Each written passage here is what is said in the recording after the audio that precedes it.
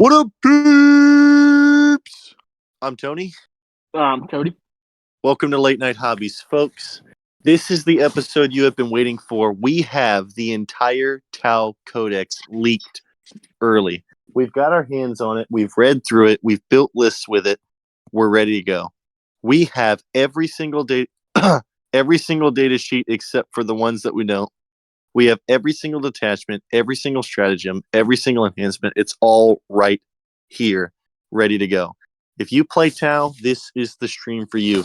Let them all know, because we're about to deep dive into it. There is so much to go over that Willis and I are going to make this a 2-part stream.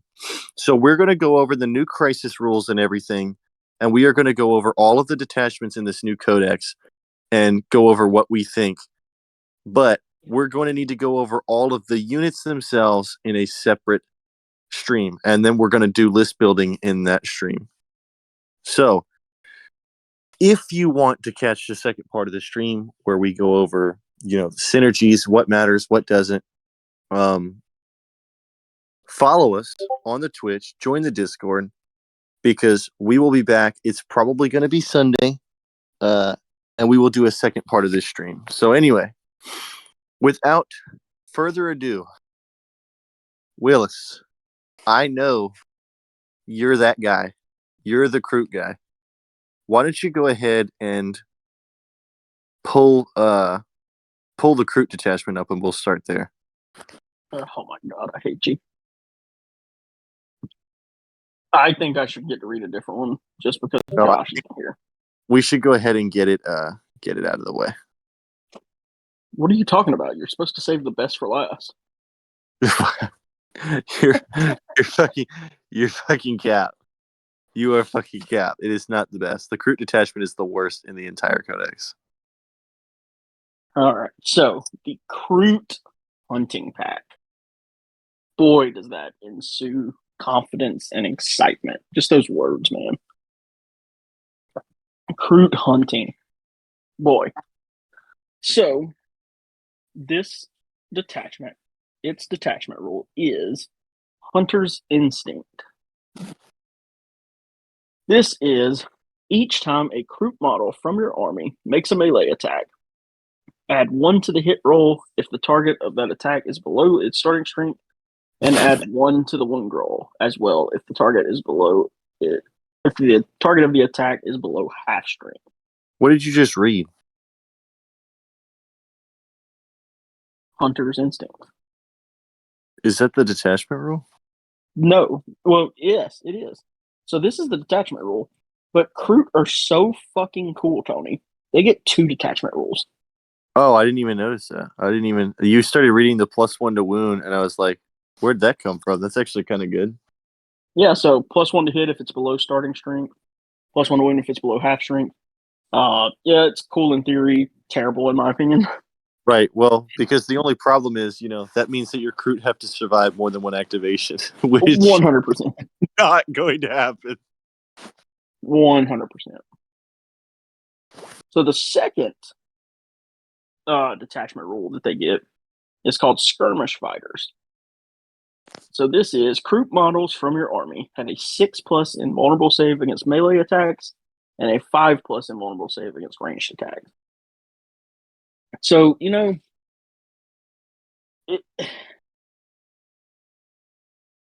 army-wide invulns is not a bad thing. Right. The problem is the models that these invulns are on. Well, the problem is your invuln save is only as good as the armor saves, and that's all I'll say. It's not a very good rule. Yeah. If we're rocking 2-ups with a 6-up invuln, then hey, I'll take that. But when you're rocking a 4 or 5-up with a 6-up invuln, yeah, it's tough. When you're going into melee with 5-up armor and a 6-up invuln, it's not looking good for your unit. Sorry. Yeah, that is no bueno. It's hard times in the neighborhood is what it is. If you select this detachment, Kroot carnivore units from your army have the battle line keyword. That just means you can add 60 of those bad boys. Because that's what everybody wants to do, is run 60 Crew carnivores. I thought you could take carnivores in units of 20, but I could have been wrong about that. Yeah, but hey, so you're telling me I can take 120 models I didn't want to take. Be Fantastic. the most expensive fucking army in the game. You find an ad. Congratulations, GW. Just play. If you want to play that many models, just play Tyranids, man. You can run 20 carnivores. I was correct. You can run 120 carnivores in this detachment. Phenomenal. Christ, GW. Thank God for that one. So we'll start with the enhancements. Kroot Hawk Flock is the first one. So this is Kroot model only.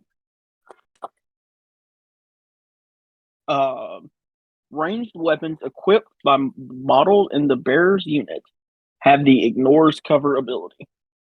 And then enemy units that are set up on the battlefield as reinforcements cannot be set up within 12 inches horizontally of the bearer. This is actually a really good enhancement. Yeah, I mean it's almost as good as having exactly one marker light on any regular unit of Tau. Well, no, I don't care about that part. I'm talking about it's a 12-inch no deep strike enhancement, in my opinion. You just get the Ignores Cover as a bonus. Yeah, I agree. I mean it's not bad. It's solid. The problem is, as will be with a lot of this, that means you have to take this detachment. Right. So, the next one is called Nomadic Hunter. So this is a Kroot Trail Shaper model only, which is a new model, I believe. Yes. While the bearer is leading a unit, add 3 inches to the move characteristic of models in that unit, and ranged weapons equipped by models in that unit have the assault ability.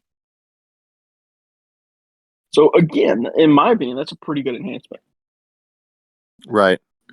I think that the next one's actually even better, and they do have a bunch of really good enhancements. Yeah, these enhancements are pretty good so far. The next one is called Root Carved Weapons. It's a Crew Warp Shaper model only. That's another one of the new characters, correct? Yes.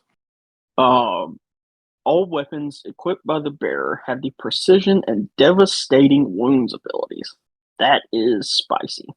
So for the record, I'm not going to spoil too much, but the Flesh Shaper also gives the unit it's leading sustain hits 1. So you're talking a sustain hits, precision, devastating wound entire unit. Yeah, that seems pretty legit. I mean, precision dev wounds those are solid. Right. I also point out that if you guys own the Farstalker Kill Band Kill Team, now all of the Shapers can lead them as well, not just Kroot Carnivores. So one of the saving graces of this is you can actually run some Kroot that have guns that aren't just damage 1. That's actually pretty cool. I didn't know that. The final one is Borthrod Gland. Kroot Flesh Shaper only, which is another one. While the bearer is leading a unit, each time a model in that unit makes a melee attack, an unmodified hit roll of 5 scores a critical hit. Oh, damn, I read that wrong. I'm sorry. The sustain hits is from the Flesh Shaper. So that's sustain hits on a 5-up is what that is. Okay. I mean, that's honestly like all 3 of these. Like, if I was playing Kroot, or all 4 of these, like I could make an argument for all 4 of these, which is pretty rare. Absolutely. And these are all fantastic abilities until you realize that even if you're running Farstalker Kill Bands, you're working with guns that are only exclusively AP0. Yeah, if this was okay, I'm gonna say this.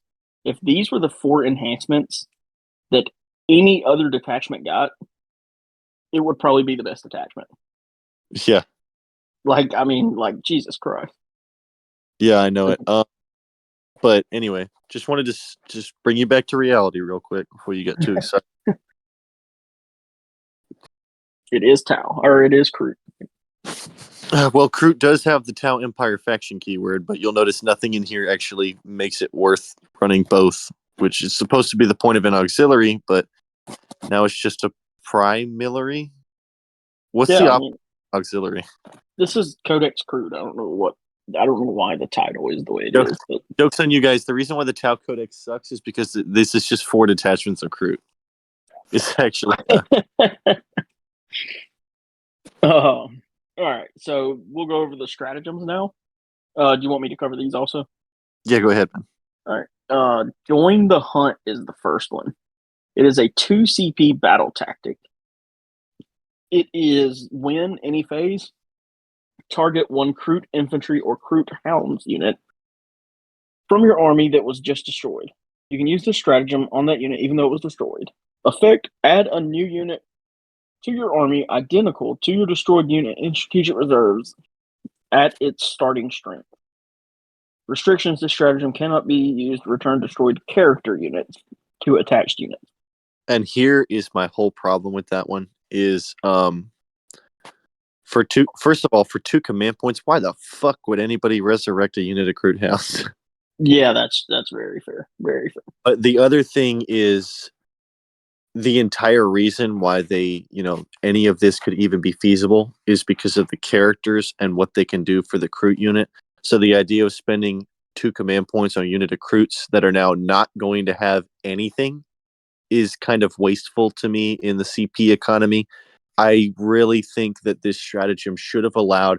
Imagine if you could spend 2 command points and bring back a unit that still had their leader and that leader still had the enhancement that you selected for it. That would be phenomenal. But that's not the case. You're just bringing back 20 fucking carnivores that don't do anything. That could make, like, I don't know. I don't even want to say this because I don't believe it. But, if it brought the character back, that could, like, bring some, like, legitimacy to this attachment. No, if it brought a character back that had sustained hits on 5-ups and reroll all hits, okay, you know what? Now we're talking about like a seriously good stratagem. But as it is, this is 2 command points. You get 20 carnivores, or better yet, 4 Kroot hounds. You're always going to take the Kroot hounds. Thank Come on, God. All right. So the next one is called a trap well laid. This is a 1 CP battle tactic. Win your shooting phase or the fight phase. Target 1 Kroot unit from your army that has not been selected to shoot or fight this phase.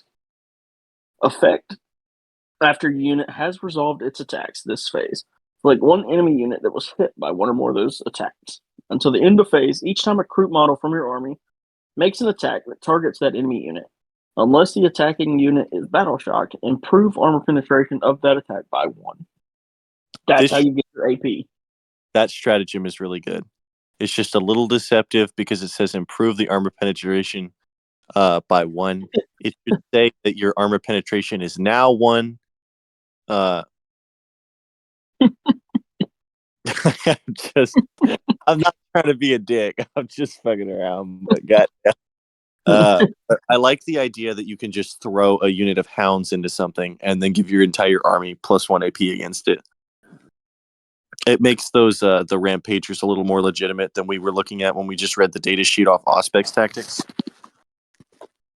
Yeah, for sure. I mean, if they become AP2, I think they're solid. The problem is you then have to pay a CP every turn to do that. And hit them with something else.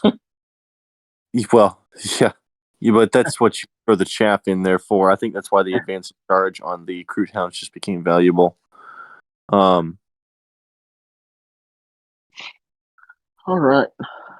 Next, we have EMP grenades. So this is also a 1 CP war gear stratagem.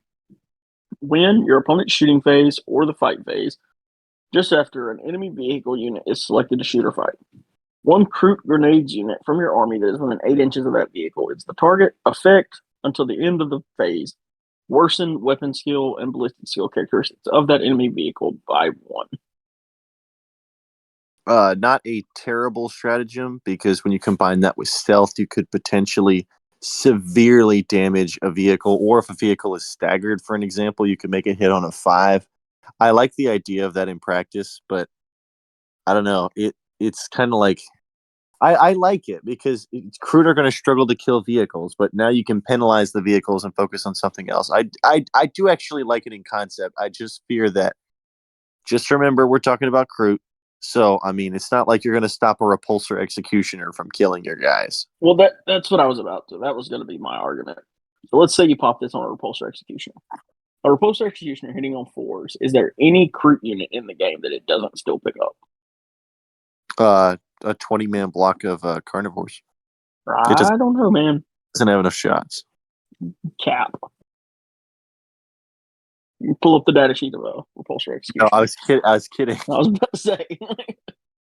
Although, if it was hitting on 5s, maybe not. Maybe 5s. That may be the break point. But, Unfortunately, you can't take 20-man blocks of Crute Hounds, so I don't know how much stealth is going to help you. All right, the next one we have is the Grizzly Feast. It is a 1 CP strategic ploy. Win the fight phase. Target 1 crew unit from your army that destroyed 1 or more enemy units this phase. In your opponent's next command phase, each enemy unit within 6 inches of your unit must take a battle shock test. If the unit taking that test is below half strength, subtract 1 from that test. Enemy units affected by this stratagem do not need to take any other battle shock tests in the same phase. That's the left part. I like this only because, yet again, we're not talking about like blowing up a repulsor executioner. We're talking, great, my 8-man block of Crute Hounds just ate the remaining cultists out of this unit. I'm just going to spend a command point and now force all your units that matter to take a battle shock test even though they're on full strength and hopefully stop you from scoring. Yeah, it's very situational for sure. I could see a couple instances like what you just said where it would be good, but it's valuable to be able, because folks, you've witnessed it. James Workshop has written an actual battle shock rule that activates when battle shock matters. They said it couldn't be done. They said they couldn't write a battle shock rule that wasn't out of phase, but they've finally done it. We're reading it right now, live.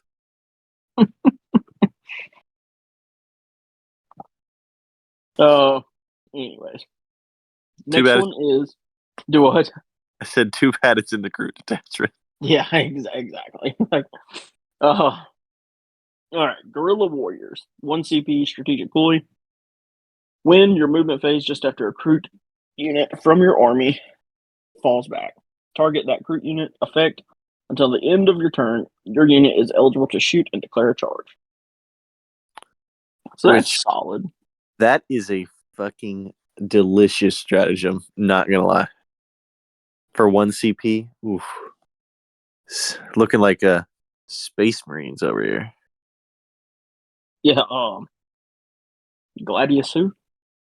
I like the idea that you can fall back, throw your Crute Lizard Man's shock stick into the unit you fell back from. Your whole army hits it with reroll hits, and then you charge back in to finish it off. Yeah,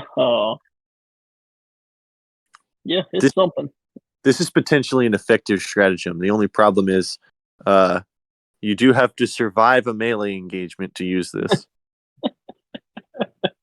Hope that 6-up invuln carries you through that, old boy. Yeah, this is a really good stratagem in theory, and then you remember you're playing crew. The Rampagers are the only things you will ever use this on. If you charge with Carnivores, you can expect them to die to chainswords. Yeah. The Rampagers or that one new model with the guy riding the lizard. Which, why the fuck would you ever put that guy in melee? Yeah, fair. Well, it prevents him from getting like tagged by other armies. Absolutely true. And also prevents him from throwing Oaths of Moment on anything that matters. Yeah. Unless engaged. All right. The last one did we save the best for last? It is called Hidden Hunters. 1 CP strategic ploy.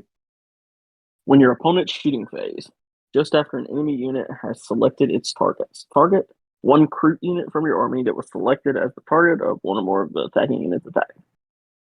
Effect, until the end of phase, your unit can only be selected as the target of a ranged attack if the attacking model is within 12 inches. Lone op Kroot, baby. So let me tell you why this stratagem is super great. Not just because any lone op stratagem is great. Now, I'm calling that this might be a typo, might get FAQ'd, might get rewritten. But unlike other lone op stratagems, this does not specify that your opponent can redeclare its target. No, it does not. Which means you just spent 1 command point and stopped a repulsor executioner from shooting. Yeah, that's and it's just Kroot. Like you can do this on anything. Anything. And that's what I do think that we did save the best for last, because the idea that maybe that was on purpose is the fucking spiciest thing I think I've ever heard. It's fucking filthy. Yeah, like that one strat. Jesus. Like, is Kroot okay?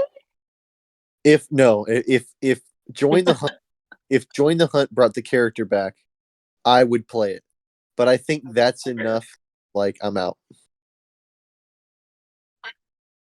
Fair. It's like somebody play a Shark Tank gif. It's like, and for that reason, I'm out.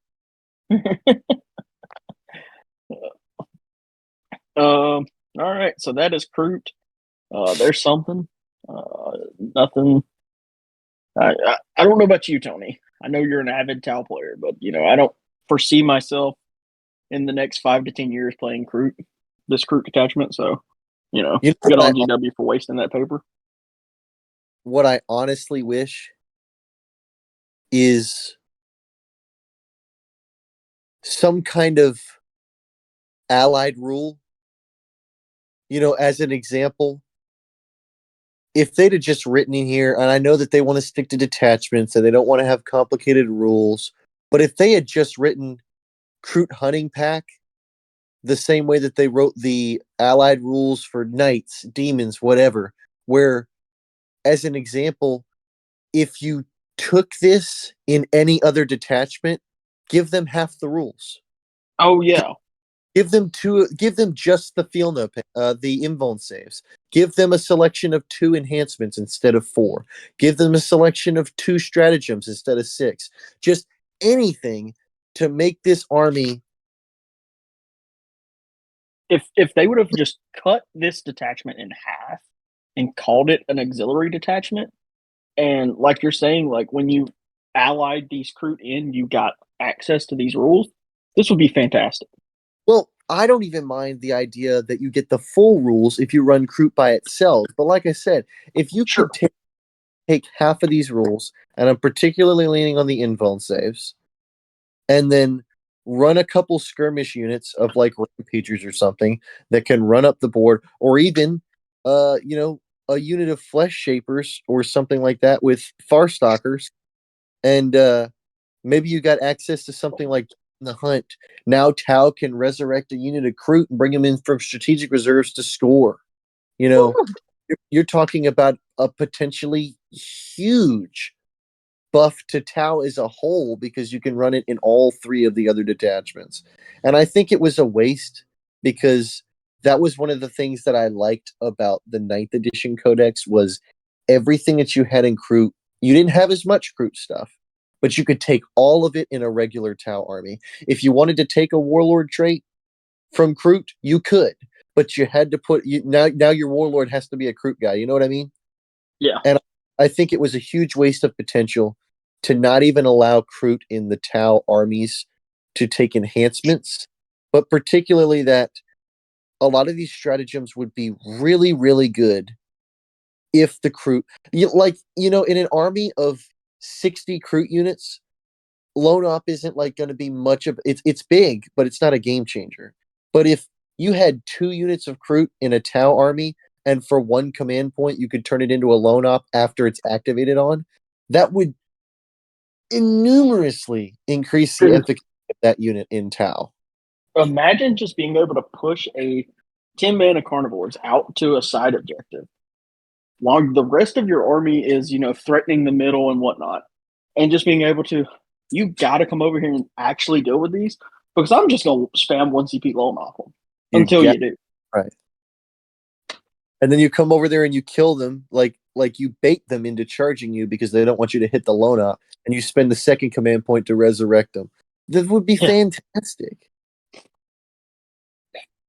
I'm not saying that they necessarily get the combination of those two. If they just got any two of these stratagems, but I'm leaning on the Lone Op and maybe the fallback, because I think those two synergize best with playing Tau. The ability to fall the Kroot back, shoot all your Tau guns, and then charge the Kroot into the guys behind them in Tau is fucking fantastic.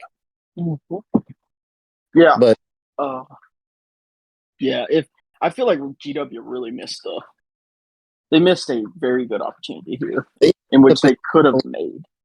And so if you guys haven't figured it out, for all of you that were thinking we were getting a 6 detachment codex, we're only getting 4.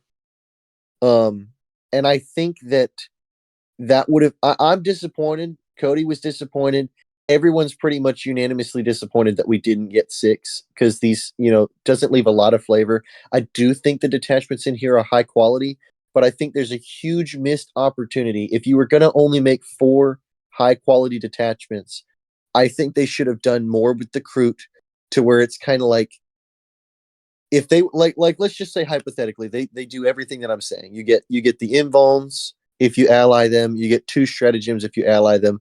Now it's kind of like having 7 detachments because you can choose to take any of these as straight up Tau, or you can throw Kroot in there and then you get the extra rules. And I think it was a largely missed opportunity to really make the Kroot not just their own thing, but an actual part of the Tau army again.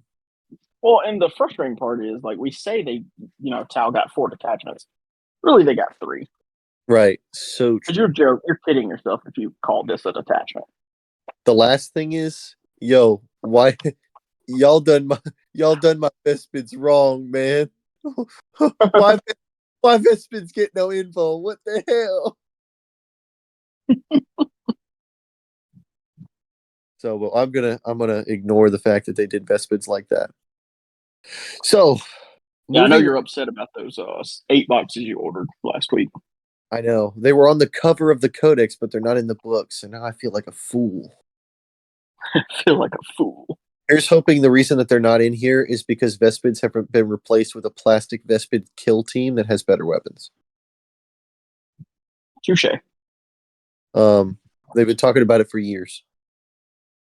So, guys, as we go through this codex, you're going to find that Kalyan was not the true Kalyan detachment. The Kalyan that we got in the index was kind of like a blender of a few different abilities and a few different rules that were actually from both of the other detachments we're going to go over. So we're going to readdress Kalyan because it has been nerfed and it has been buffed, and there are things that I like about it and there are things that you're not going to like about it. But the new Kalyan, the detachment rule for new Kalyan has been nerfed. So for anybody watching, real quick, Tony, I'm going to have the old Kalyan up on the screen. So just a heads up. For the record, I've posted it in the chat as we go through this. So we can't show we can't show the actual pages for copyright reasons because the codex isn't out yet. So we can't show the pages of what we're reading. So we're going to put the old index everything on the screen so that we can compare to what's going to be in the codex. But we are reading the actual Tau Empire Codex for 10th edition. We just cannot show it on stream. So anyway, Kalyan's detachment rule, Patient Hunter, has been nerfed. From the 3rd battle round onwards, all ranged weapons equipped by Tau Empire models from your army have the Sustain Hits 1 ability, or the Sustain Hits 2 ability while targeting their unit's spotted unit. Now you're asking yourself, why is that a nerf? Because if you've been playing Tau like I've been playing Tau, really forward aggressive and really split fiery, you'll know that the detachment rule was yesterday when a unit is guided, they have sustained hits too, which meant that after guiding the unit, you were allowed to get sustained hits too against any target you selected to attack with ranged weapons. Now it specifies they have to attack their spotted unit, so it's sustained hits 1 against anything that isn't their spotted target. I think this is I personally think this is the way they intended it to begin with. It just wasn't written well. Well, first time around. I would say that you are correct in that, if not only for the fact that we had 2 balanced data slates where that was never rectified, and it would have been 1 line of text changed. Sure. So I believe it was just they knew that was strong, but you didn't really have any options to split fire. And I think it gave some validity to this being the Army's rule for the time that it has been. And now that they gave you some other options for what to play, they've locked Kauyon into a shoot one thing at a time army. That's what it's supposed to play like. And that is solidified to me in the fact that some of the rules that weren't very Kauyon-y have disappeared as well. Yeah, I agree with that. So you will notice that the PureTide Engram neurochip is gone. It has been moved to a different detachment we'll go over later. Instead, we have 4 enhancements. 3 are old. 1 is new. Exemplar of the Kauyon obviously allows the Patient Hunter detachment rule to apply to a Tau Empire Bearers unit from the 2nd battle round onwards instead of the 3rd. So potentially you've got a unit that can get sustained hits too in your 2nd turn at a deep strike, which is my favorite thing in the game. Precision of the Patient Hunter is old. It's a Tau Empire model only. Each time the bearer makes a ranged attack, it's +1 to hit, so your commanders will hit on 2s. For the 3rd battle round onwards, though, add 1 to the wound roll as well. So fantastic ability. Through Unity Devastation is a Tau Empire model only, while the bearer is leading a unit. And for the record, like none of these can be put on Kroot except for the Precision of the Patient Hunter. I don't know why you'd put that on a Kroot character, but if you want to troll, you fucking can. But there is one that is good on a Kroot character for the record, and we'll get there. But anyway, through Unity Devastation, while the bearer is leading a unit, each time that unit is an observer until the end of the phase, ranged weapons equipped by models in their guided unit have the lethal hits ability while targeting their spotted unit.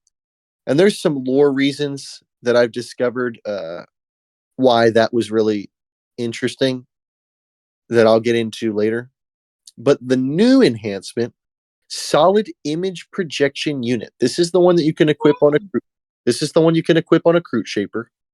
Tau Empire model only.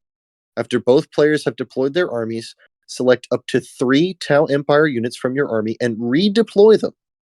When doing so, you can set those units up in strategic reserves if you wish, regardless of how many units you already have in strategic reserves.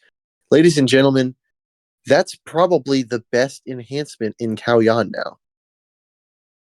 It's arguably more auto take than Exemplar. And just for the record, you can put it on a Kroot Shaper so that you can still use Exemplar. Like, you don't have to dedicate a Crisis Commander to You don't carry. have to waste a Crisis. Well, Crisis Commanders don't exist anymore. Well, okay, yeah, fair. But you don't have to waste a Battle Commander to use this. You can stick it on the Kroot guy, and then he can pick up 3 units that aren't his. So that is phenomenal. The bad part is that it is the bad redeploy in the sense that you don't get to do it after you know who's going first. But other than that, great. That is true. But for me, it's kind of just like put 3 more units in strat reserves than you were going to. Let them come down the table. Yeah. You think I care? I do wish it was after first turn was decided.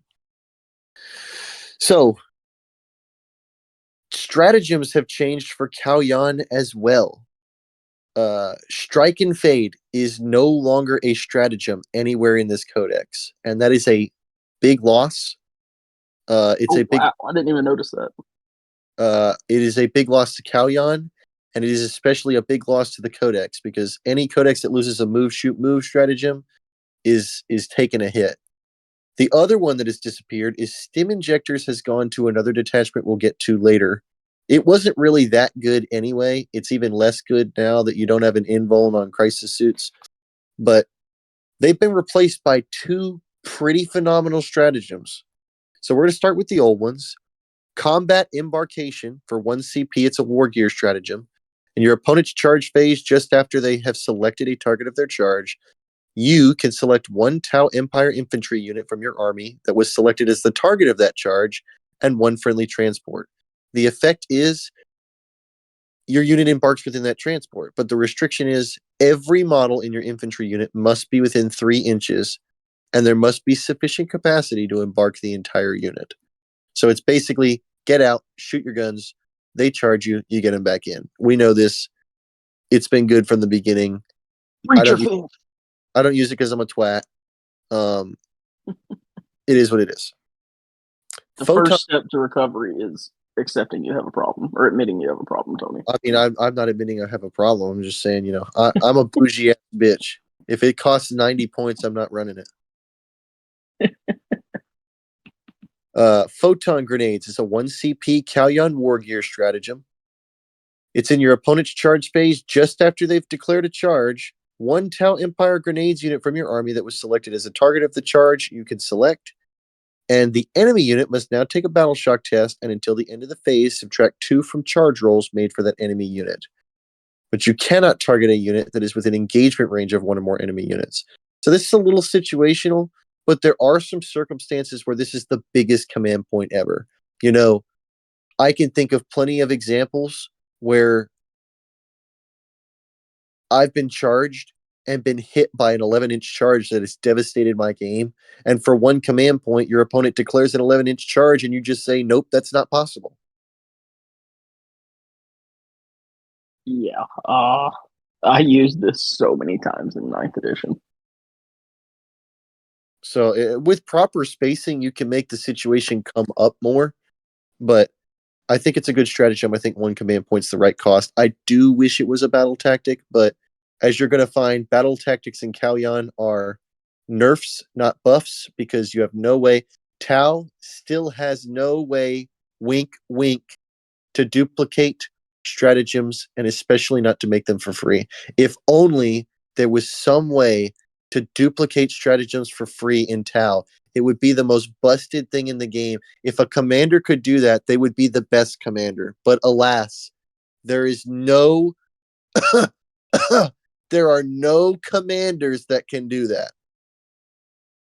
Anyway, I hate you so much. Point blank ambush. This is a battle tactic, which means you could duplicate it for free if only there was a way. In your shooting phase, select 1 Tau Empire unit from your army that has not been selected to shoot this phase. You cannot use this stratagem during the first or second battle rounds. Until the end of the phase, each time a model in your unit makes a ranged attack that targets an enemy unit within 9 inches, improve the armor penetration of that attack by 1. This has been good. It's still good. It's jump out onto an objective, give Fire Warriors AP2, phenomenal. Or, well, not cyclic ion blasters, but I guess give your missile pods AP2. If only there was a way that it was like free and could be duplicated, but alas. Coordinate to engage. This is a Kalyan. This is a battle tactic stratagem. For 1 CP, in your shooting phase, select 1 Tau Empire unit from your army that has just been selected to observe. Until the end of the phase, each time a model in your unit makes an attack that targets their spotted unit, improve the ballistic skill characteristic of that attack by 1. And if your unit has the marker light keyword, that attack has the ignores cover ability. So this confuses some people as to even what this does. So I'm going to try and explain it in a simple way. Basically, when you shoot a unit and you guide it with another unit, you can then use this stratagem, and as long as the guide targets the same unit, they also get +1 to their ballistic skill, and if the guide had the marker lights keyword, both units will now ignore cover.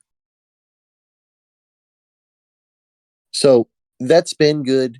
It's still good. I think it's a phenomenal stratagem because you can also split fire with this. If you coordinate to engage, you get +1 to hit the target that was guided, and you don't suffer the penalty that you get from the for the greater good rule, which I really thought that when they changed Kalyan, they were going to change this as well to where you got the penalty if you split fired, but you still don't. So this stratagem has survived that, and I think that's really good. Let's move on to the new stuff, guys, because these new stratagems are both phenomenal. The first one is Wall of Mirrors. This is a Kalyan battle tactic stratagem. If only, well, anyway. It's one command point. It's at the end of your opponent's fight phase. You can select one stealth, one ghost keel, or one Commander Shadow Sun unit from your army, and you may remove it from the battlefield and place it in a strategic reserves. You just cannot select a unit with an engagement range. I love this strat so much. Teleporting ghost keels are back, and unlike 9th edition, you can actually use it on Commander Shadow Sun, which I do not remember being a feature of 9th edition.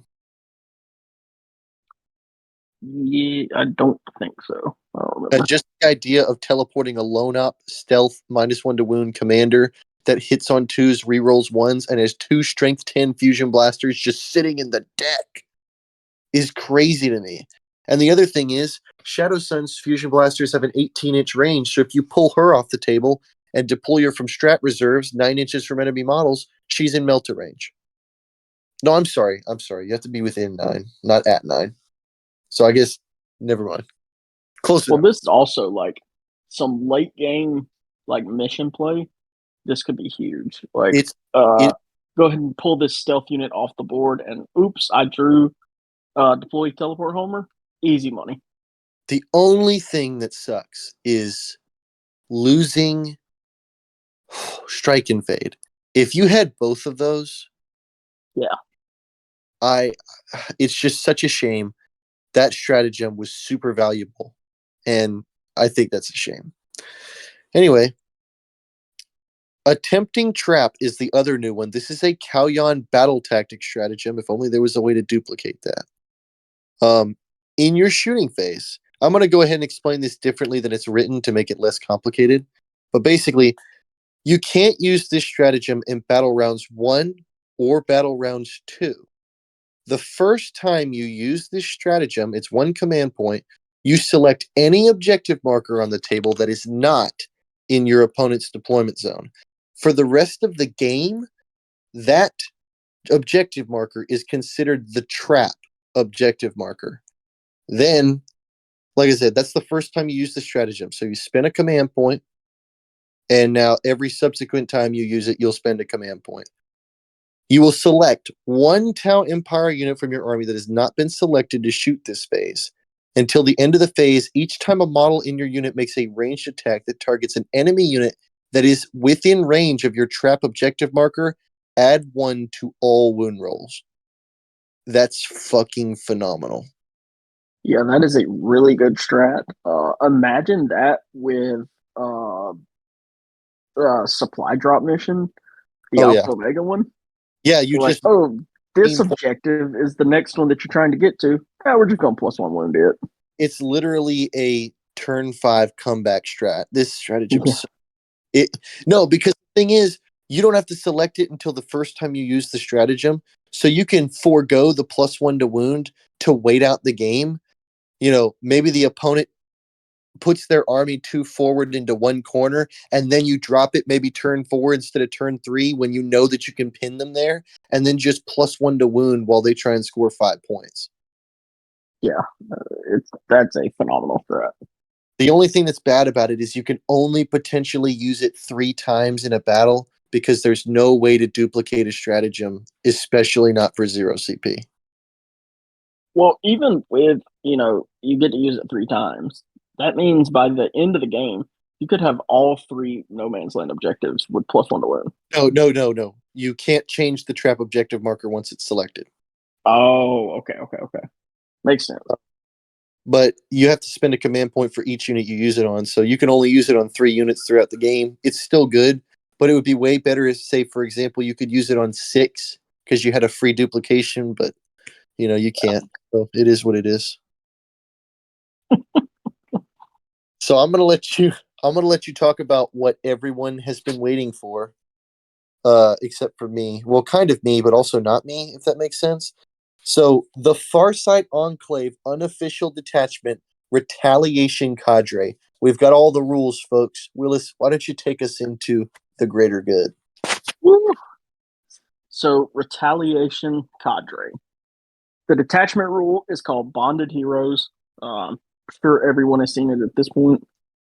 Each time a Tau Empire battlesuit model, that theme will continue, battlesuits, from your army makes a ranged attack that targets a unit within 12 inches, improve the strength characteristic of that attack by 1.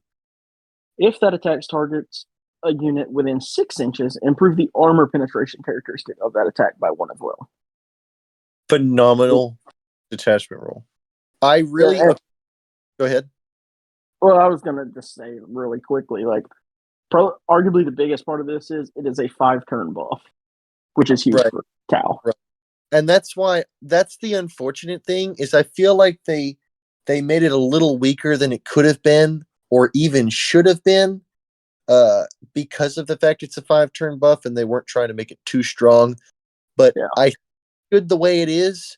But for Tau and the strength tables that they're dealing with, I really think it should have been +2 to strength. And maybe even invert the buffs, like you get the AP first and strength 2 stronger, so you make that within 6. Because there's just not a lot of strength tables in Tau that are affected by +1 strength. I think the two biggest ones they brought up, uh, they brought up, fusion. yeah, the fusion gets to move up a table and flamers. But it's like, burst cannons going from 5 to 6. There are very few targets that going from 5 to 6 is going to matter. Yes, you can now wound a Terminator on a 3 with a gun that has AP1. Have a good time. You're still not going to kill him with a burst cannon. I think that strength 2 jumps basically every gun in Tau up a table, whereas strength 1 does not do that. Yeah, this is very fair. It is still a really good rule. But yeah, I 100% get where you're coming from. Right. And like I said, I think the reason for that is they didn't want it to be an automatic take because you get 5 rounds of +2 strength. So in my opinion, I think the 12 inches is AP1, the 6 inches is +2 strength, and that keeps it from being too powerful. But I don't expect that to ever change, but that's just where my head is at. But for what it Yeah, is, phenomenal detachment rule. I'm not mad by at all, really. yeah, for sure. It's good enough to justify taking, which Absolutely. Because the AP, if it was just the AP, honestly, it would be worth taking. yeah, fair. So now we're going to talk about some enhancements. So the first one is called the Pure Tide Engram Neurochip.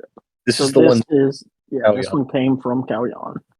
Tau Empire battlesuit model only. Once per turn, you can target the bearer's unit with a stratagem, even if you have already targeted a different unit with that stratagem this phase. But it's not free, so it's Yeah, still it's a also, little meh.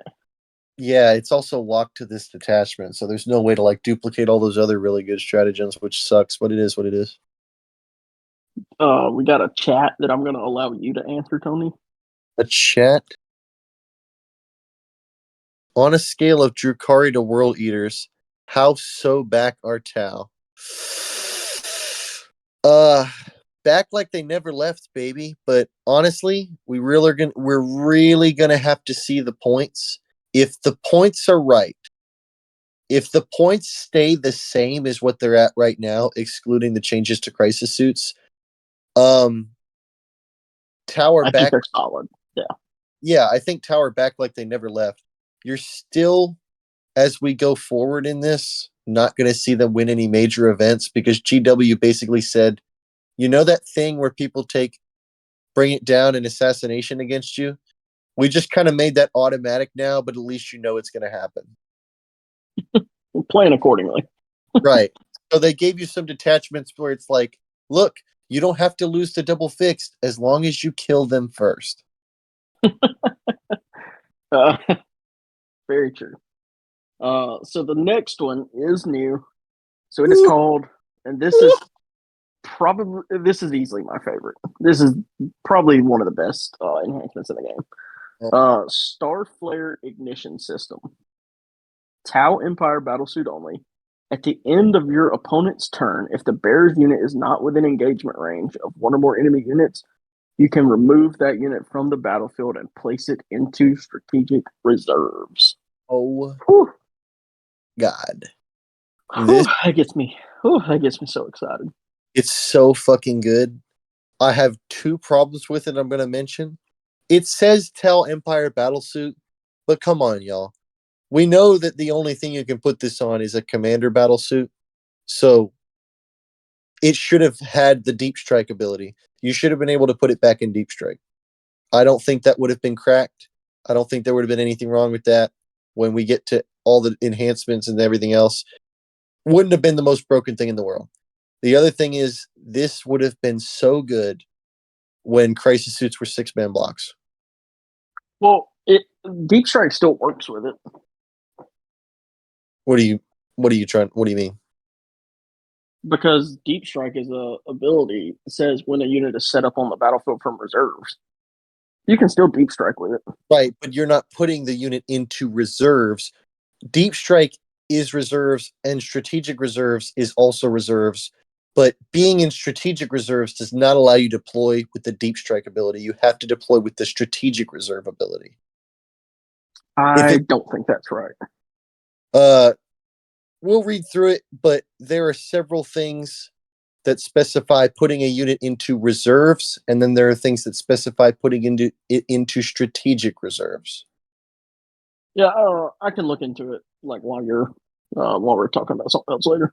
But yeah, overall though, regardless, it's a fantastic strat or enhancement. I mean, by any means, has, and you can deploy with deep strike, then I rescind that comment, and this thing is phenomenal.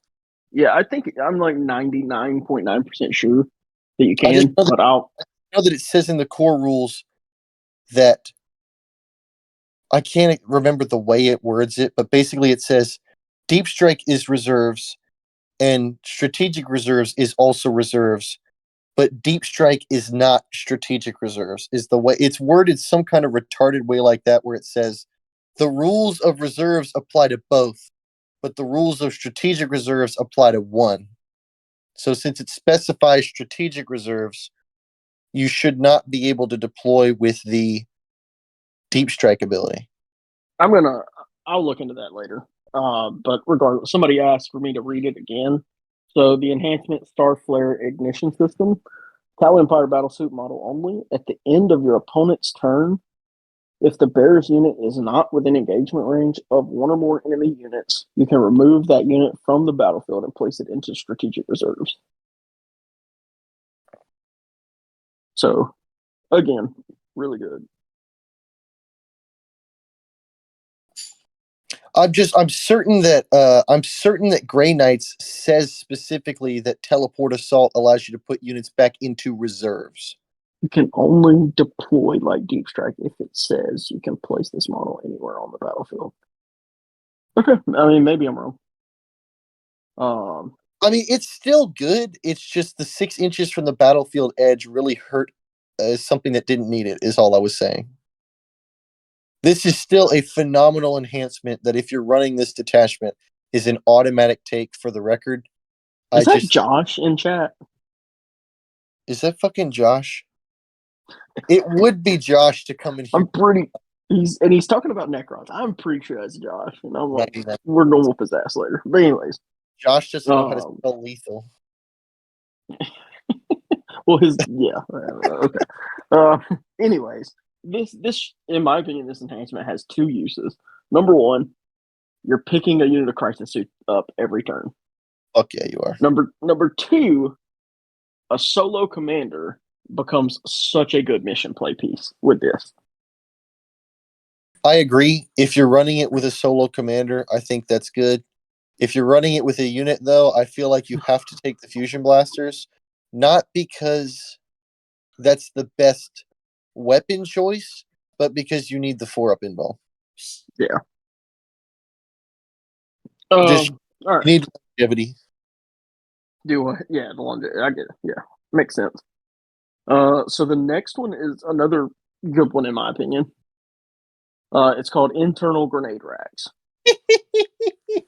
Tau Empire battlesuit model only. The bearer has the grenades keyword, and each time the bearer ends a normal move, you can select one enemy unit that it moved over during that move. If you do, roll 6d6 for each 4+ that enemy unit suffers one mortal wound. So you can pair this with the grenade stratagem and the stratagem we're going to read later. So for 2 CP, you can roll 18 dice at a target, 4-ups do mortals. So that's Just a potential for 2 CP, 9 casual mortals on something. right, 9 casual mortals, but I'm just going to go ahead and say it because y'all know I'm the luckiest Warhammer player that's ever lived. I will roll 18 mortal wounds with this. Doom Bolt eats your heart. You are correct. Like, Magnus, I'm sorry, but I just killed you with 2 CP. Got I didn't mad even shoot at you. with a commander that didn't even fire a gun. Didn't even. I flew over you, dropped mortals, shot another unit off the board, paid a CP to throw a grenade at you, paid another CP to fly back over you. Bam, you're dead, and You I know, killed another unit in and the it's process. thing that I never even thought on using that on something like Magnus. Anything that doesn't have a feel no pain, you can just like Oh, nuke. it's done, dead. Imagine one-shotting Magnus with a 90-point Enforcer commander. This is gonna happen at some point to Clay. Like, if you don't run this detachment, I will against Clay just to try to make this happen, just to watch Clay scoop his army because Magnus got killed without even being shot at. It's literally going to be the thing with Overwatching with the Supremacy armor all over again. Oh yeah, for sure. He's gonna be a sad boy. It's going to be a cold day in hell. The final enhancement is Tau Empire battlesuit model only. Each time the bearer is selected to shoot, select either lethal or sustained hits one ability. Until those attacks are resolved, ranged weapons equipped by the bearer have the selected ability. So yeah. I mentioned earlier a lore thing and a kind of callback thing. So just for the record, in 8th edition Warhammer, your Tau would declare, I think it was 8th edition, it might have been 7. You would declare your tactical philosophy as the game played along. So when we're going through this codex, every instance that sustained hits comes up, I want you to think Kauyon. And anytime lethal hits comes up, it's Mont-Ka.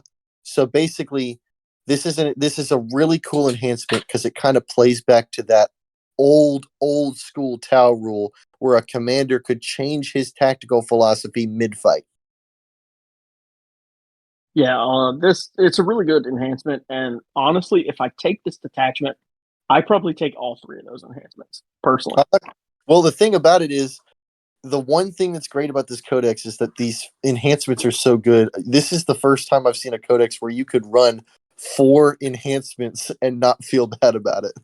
Yeah, well, I'm not taking that strat anymore, but yeah, like I take these 3 enhancements, and I feel good.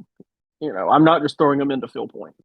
Well, the only reason that the duplicate stratagem one sucks, and I don't understand, they should have just deleted the pure tide engram completely because they moved it to a detachment that has 1 battle tactic.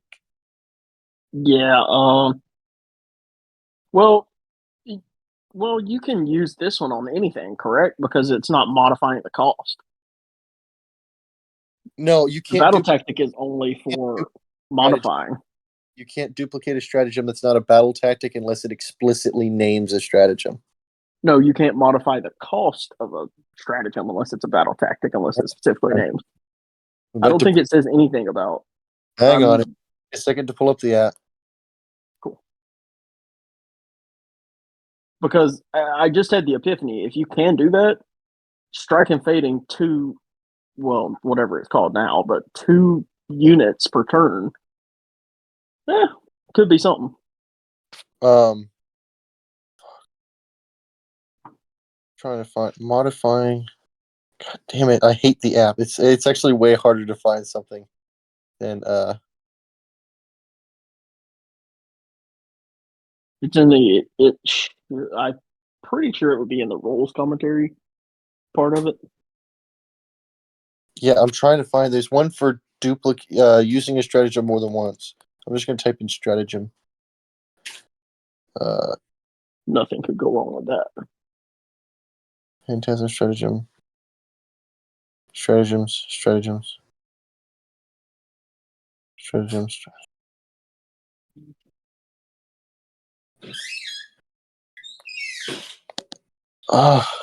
I'm going to have to go through the rules commentary later.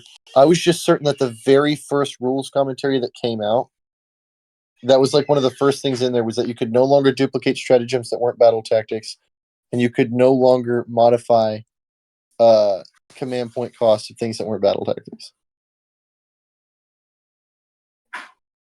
But I'm struggling to find it right now. They may have reversed it. I don't know. I'm looking. I'm going to take 2 seconds to look for this. Can we phone a friend?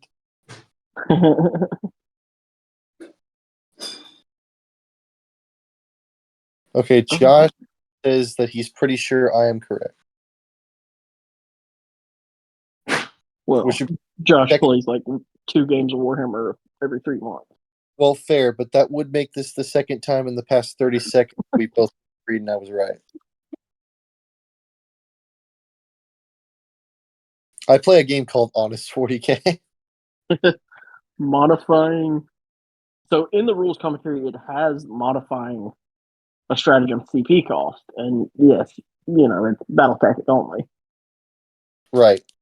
But I don't know what I have to search up to pull up duplicating a stratagem, because duplicating doesn't pull up anything. I need to just pull I don't think that exists. Core rules. Key documents. Rules commentary.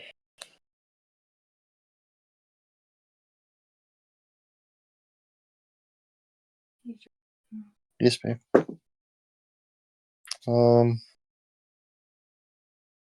Affected by a stratagem. No, that's not it. This is going to turn into a fucking rant.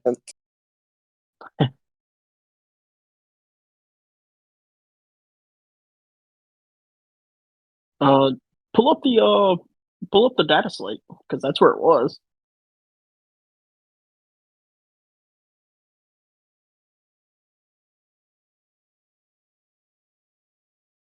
Okay, here.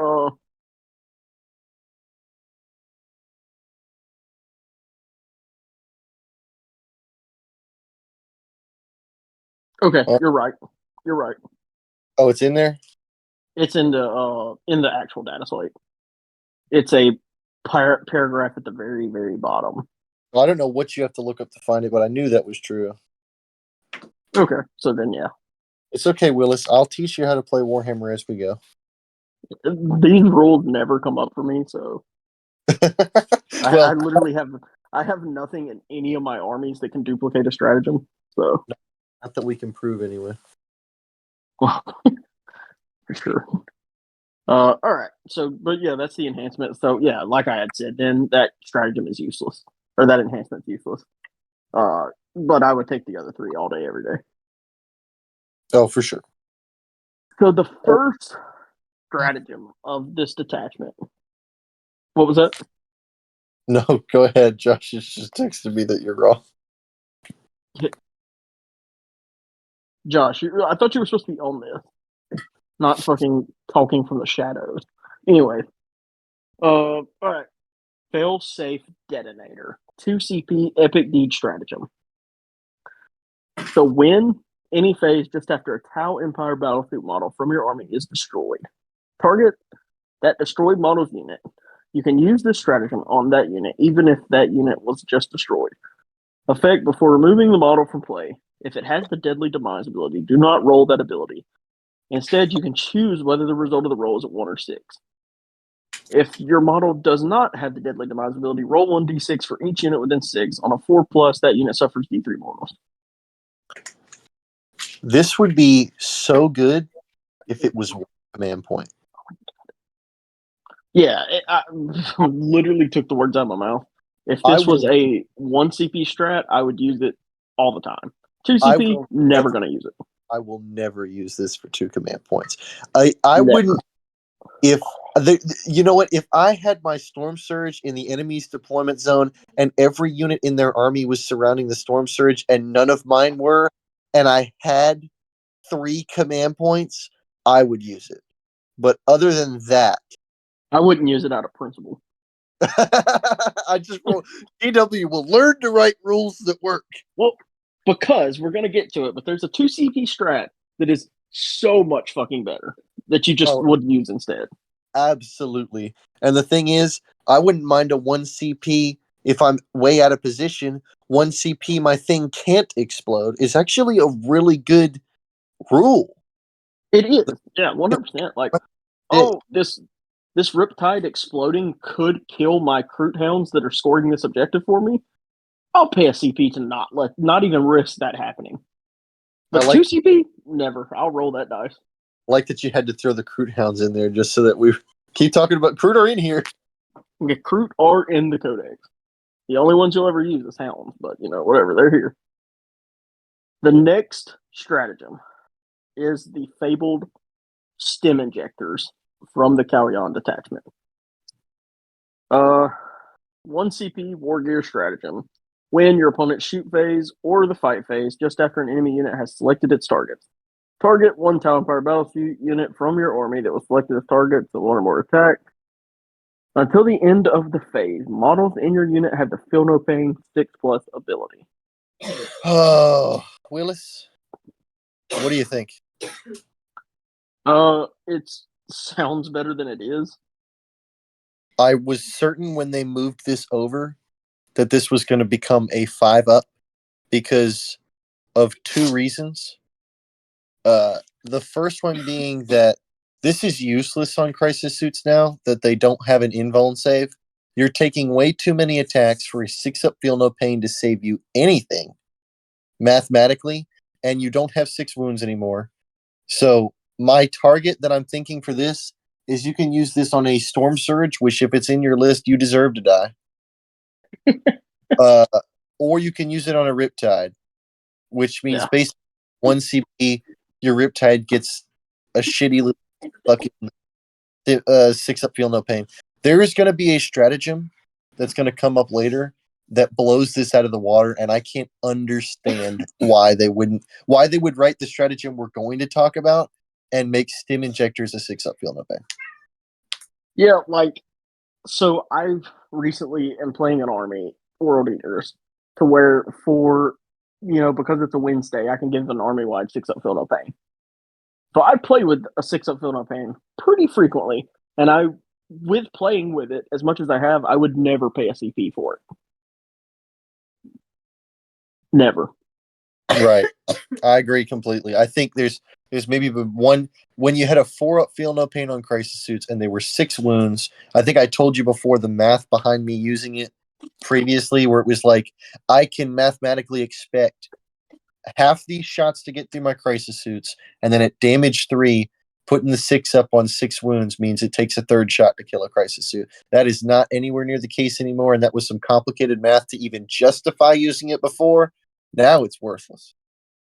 Yeah, on the very rare instance in which someone goes into a lone commander or something like that, in which the math is if everything goes average, you kill me perfect, I would be enticed. If I had 4 command points. Yeah, well, then I'm going to pay it, and then I'm going to be disappointed. I already know that. Right. So. This is literally just what's better than a stim injector? Command rerolling a 4-up invul. Yeah, fair. Very fair. And that's a battle tactic. Not that you can duplicate battle tactics for free in this army. Yeah. There's literally no way. There's literally no way to do it, if only. Anyway, go ahead. No, that model doesn't exist. You didn't see the memo, it went to Legends. Anyways. The next one we're going to talk about is I, for the life of me, can't pronounce this. The Arakan. The Arakan. Arakan protocol. Yes. Cool. When you're shooting phase, target 1 Tau Empire battlesuit unit from your army that has not been selected to shoot this phase.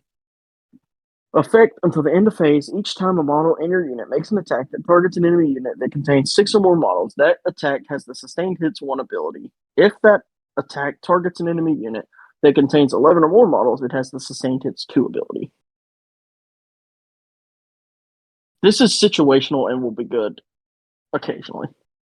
This stratagem is sustained hit.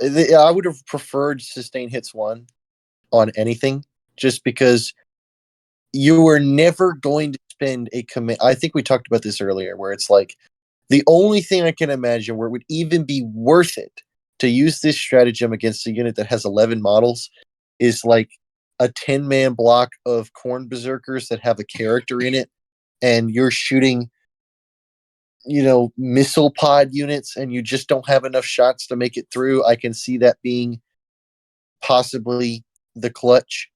But other than that, it's like, I'm not shooting that shit into Zangors, man. Come on, dude. I'm not paying a CP to shoot Zangors.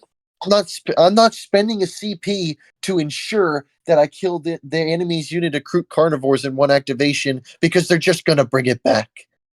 Well, it's like I say, like there's situations where, okay, I have to kill this unit to keep my opponent from scoring 5 primary points next turn, and this wins me the game. Sure, I'll pay the CP at that point. But that's going to come up once every 20 games. Right. The other thing is you have to take into account that Volume of Fire has been completely cut out of this army. So if you don't have a Tetra waiting for you, this is also not a very good ability. Yeah. A Tetra, you mean? Oh, yeah. I don't know why. I just in my head, when you said Tetra, I saw Piranha and was like, what? Roll hits now. That's fantastic. Yeah, I was like, what? Anyways, the next one is a fantastic strat. It is called the Torch Star Gambit.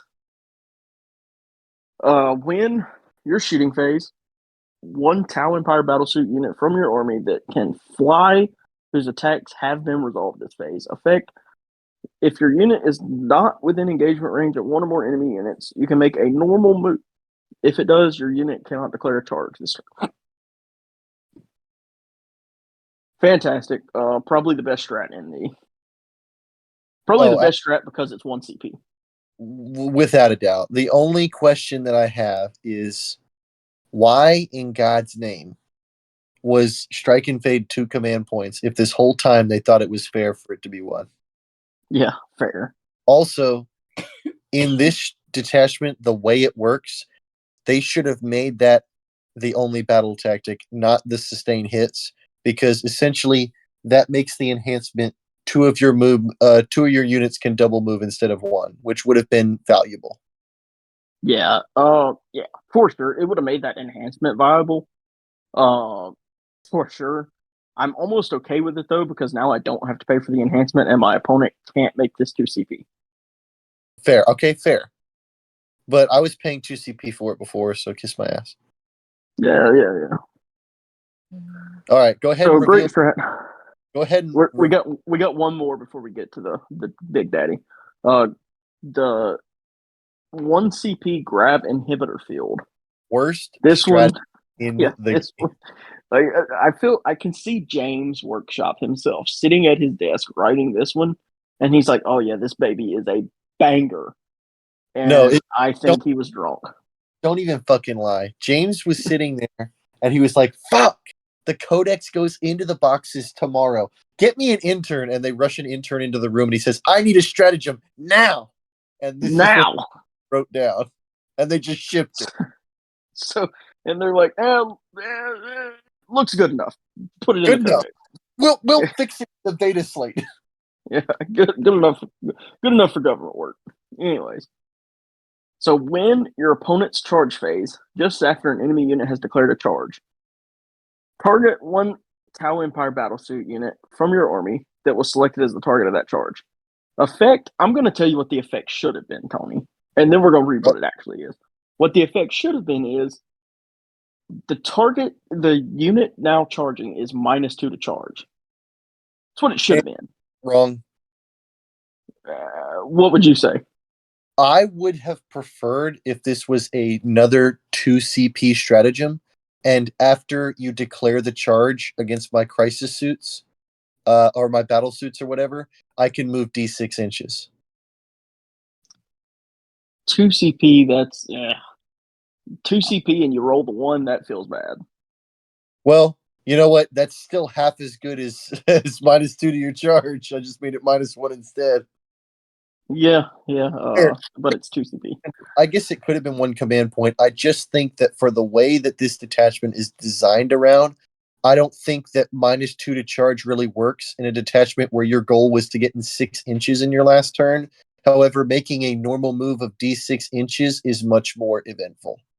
Well, what I think is, I come in within 6, I move back 12, and then I have the access to pop this if I'm playing a really fast army, and you have no way of countercharge me. You know, Alas, after that's not what the effect is. Okay, yeah, fair. I just, So the actual effect of this strat is that enemy unit must immediately take a battle shock test. and Tony, not only do you make them take a battle shock, you must roll 1d6 for each model in that enemy unit. For each 6, Tony, that enemy unit suffers a mortal. I literally was talking to Seth today, and he was like, I don't really understand why that's the worst stratagem in the game. And I told Seth, I said, if you want to be generous and say that I'm getting charged by a 20-man block of corn berserkers, you would be lucky half of the time. You will get lucky and kill one corn berserker with this stratagem. Well, no, here's the bad part. Number 1, you can't take 20 corn berserkers. Number 2, no unit that is going to charge that is a 10-man or 20-man do you care about? Like, what? Just overwatch them. I'm sorry, I meant to say 10-man. Well, that's exactly right. 1 CP, you know it would be more effective? Fucking Just overwatch them. The only team that this is effective against is if you get charged by a fucking 10-man block of beast naga boys and you spike the roll and, get 3 or 4 6s and half the size of the unit, maybe. But yet again, just fucking Overwatch. Do you realize how much you would have to spike on 10 dice to just kill 4 of them? Like, if you spike and kill 4, like, holy shit, I just rolled, that's like, what are the odds of that, So, it's such a bad strat. The meme thing is, I'm sorry, what I wish it was a D6 move. I don't know why you disagree with me on that. I think that would be perfect for the way this army is. I agree. That would be really good. I just wouldn't pay 2 CP for it. Well, okay, 1 CP then. But 1 CP, 100% agree. The meme list, I wish that this went off on a 4-up, just because the idea that Magnus survives with 1 wound and tries to charge the commander out of spite, and I go, hey, buddy, I got 1 more.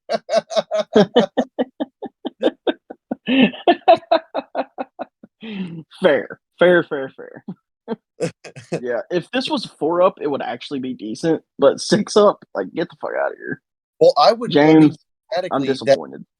Mathematically, that means I could pretty realistically delete a half unit of Beast Naga Boys as an example. Or, God forbid, if you spiked and for 1 CP, I just mortal wounded an entire unit of Beast Naga Boys off the table on the charge, that would be crazy.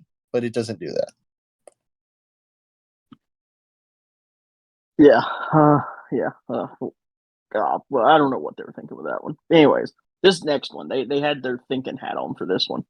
2 CP, the shortened blade. When your movement phase, target 1 Tau Empire battlesuit unit from your army that is arriving using the deep strike ability this phase. Effect, your unit can be set up anywhere on the battlefield that is more than 3 inches horizontally away from all enemy units. Restriction, a unit targeted with this stratagem is not eligible to declare a charge. 3-inch deep strike. Oh, Whew. My. Whew. Slap your mama, get the hot tamale out of your mouth. This shit is spicy as fuck. Whew. I brought it back, Willis. I brought back my iconic catchphrase. Get the fuck from out. Street 1. It's a callback. And Clay missed it. Yeah, that one gets me excited. Dude, that one literally, I'm erect. Yeah, like I'm bricked up on a Friday night. My favorite thing about this is that you use this on the guy that can pick his whole unit back up. Yeah, fact. Yes, 100%. Literally disappears. Unfortunately, back into strat reserves, but disappears nonetheless. Yeah. Or you use this and then just one CP move 12 inches or 10 inches, whatever the case may be. So true. You use it on the guy with grenade racks, then normal move him over Magnus and finish him off. You drop your bomb in of fusion blasters, crisis suits. You blast Magnus's ass because you can't -1 damage Melta, and then you 1 CP fly over him and mortal him to death. Oh Easy my money. Willis, that's so interesting. The idea of saving the command point in the tank for a normal move with your grenade racks for when you fail to because the way grenades works is you have to do it before you shoot. But with grenade racks, the enhancement, you can actually do it after you shoot. Yep. Use the grenade when you really need it. Yeah. You just made it even better for me. And God, what a world. What a time to be. So overall, I think the retaliation cadre is pretty solid. I think it's pretty solid attachment. I think it is pretty solid. I think that page 1 is phenomenal, but I don't think that page 2. This is my least favorite of the 3, only because it is severely let down by a lackluster set of stratagems. The Torch Star and the shortened blade, when they were shown off at the reveal of this detachment, made me think, oh my god, this is going to be the only one to use.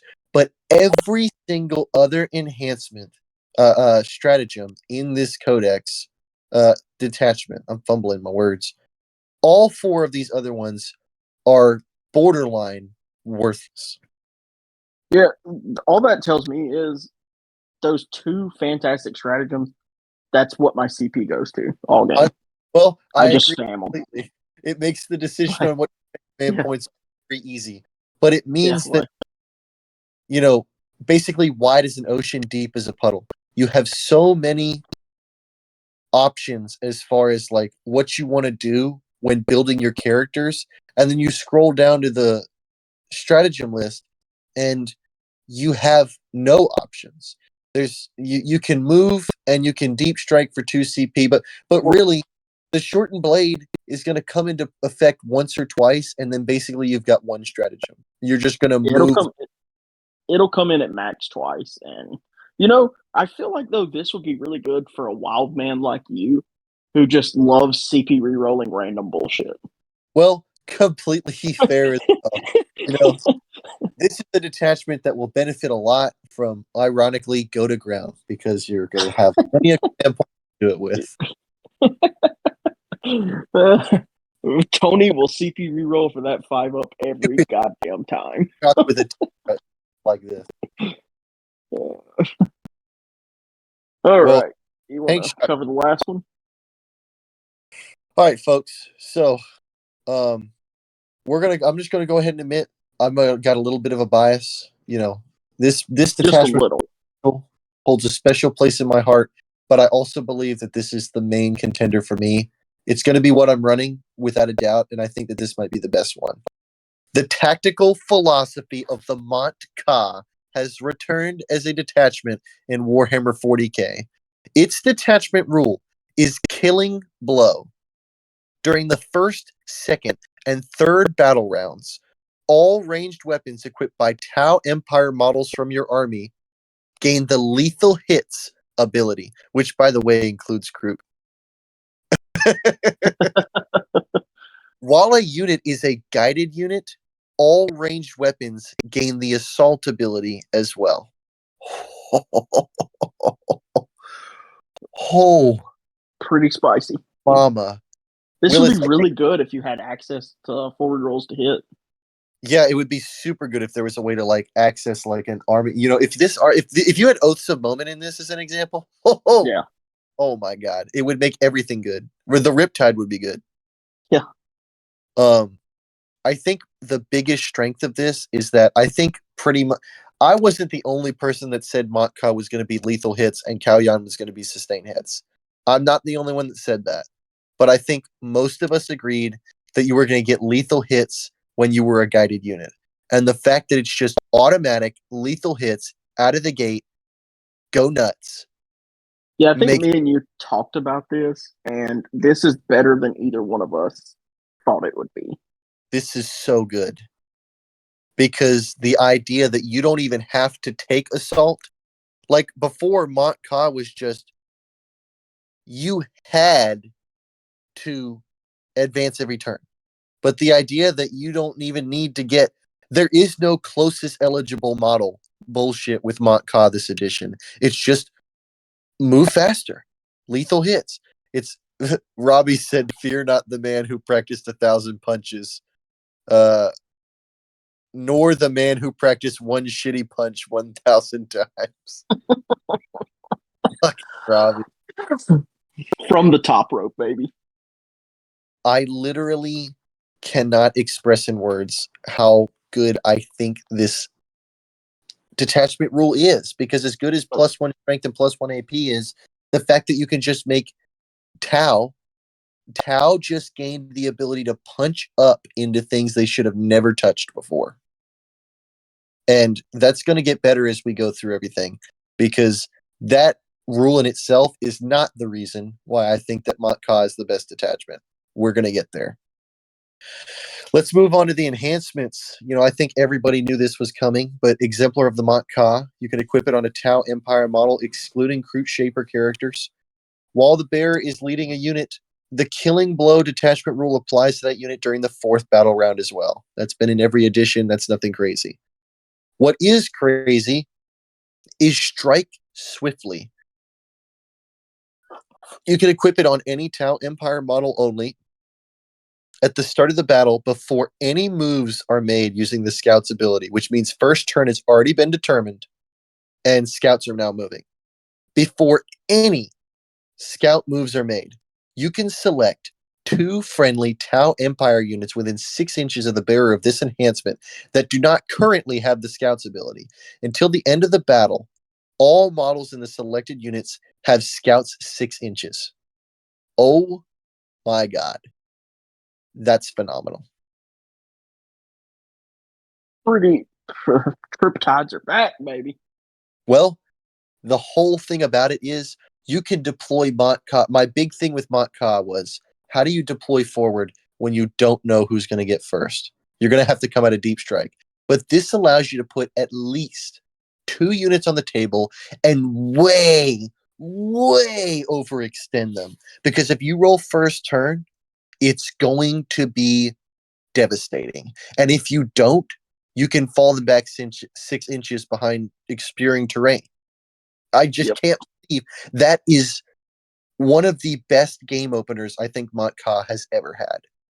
Eat your heart out, World Eaters.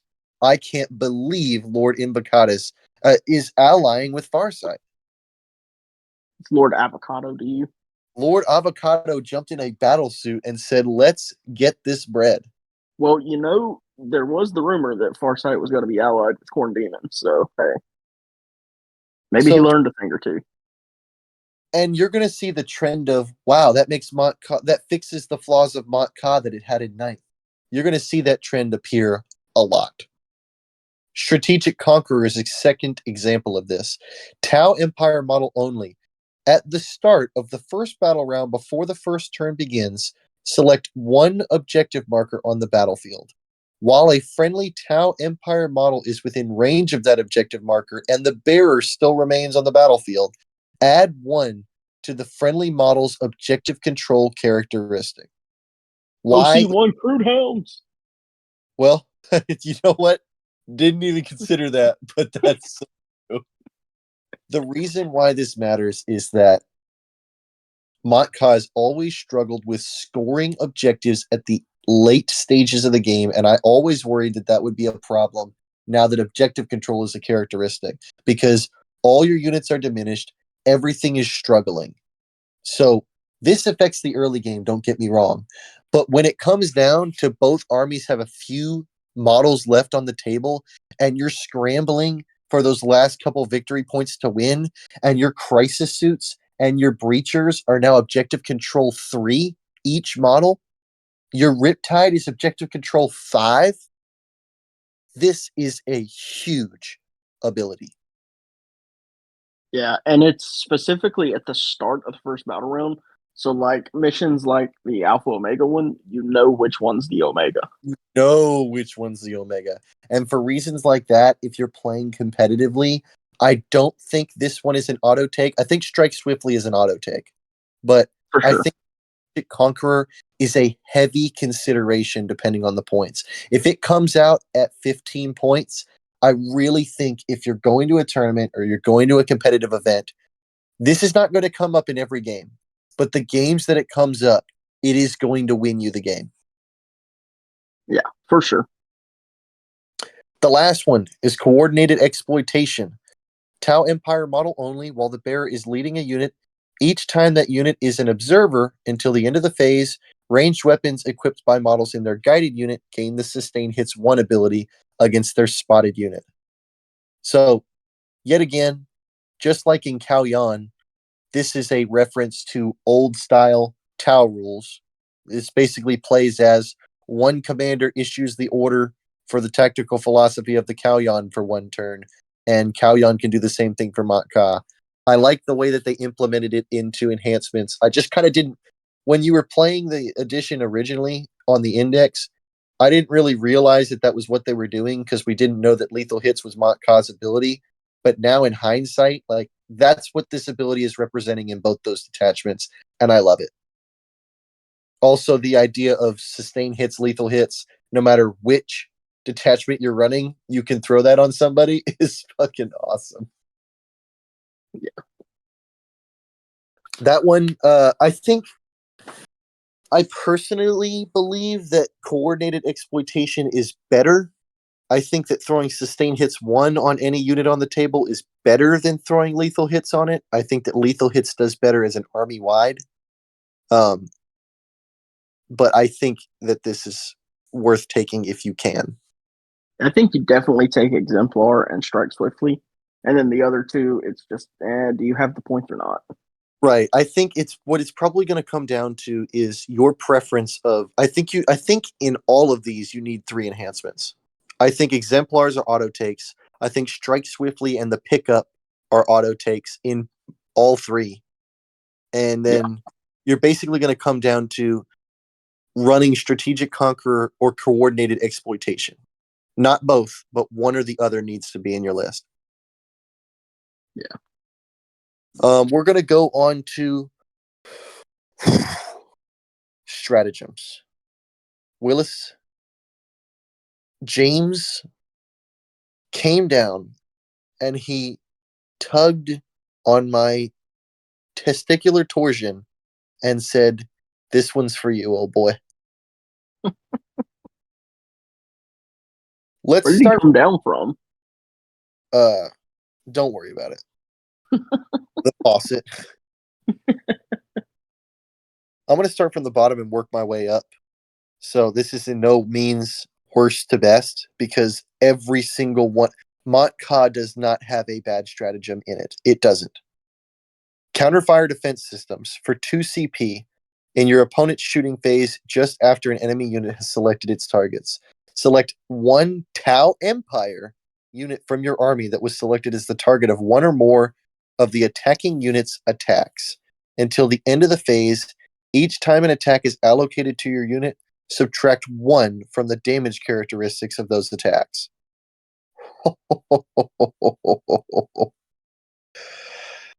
That is better than stim injectors in every way.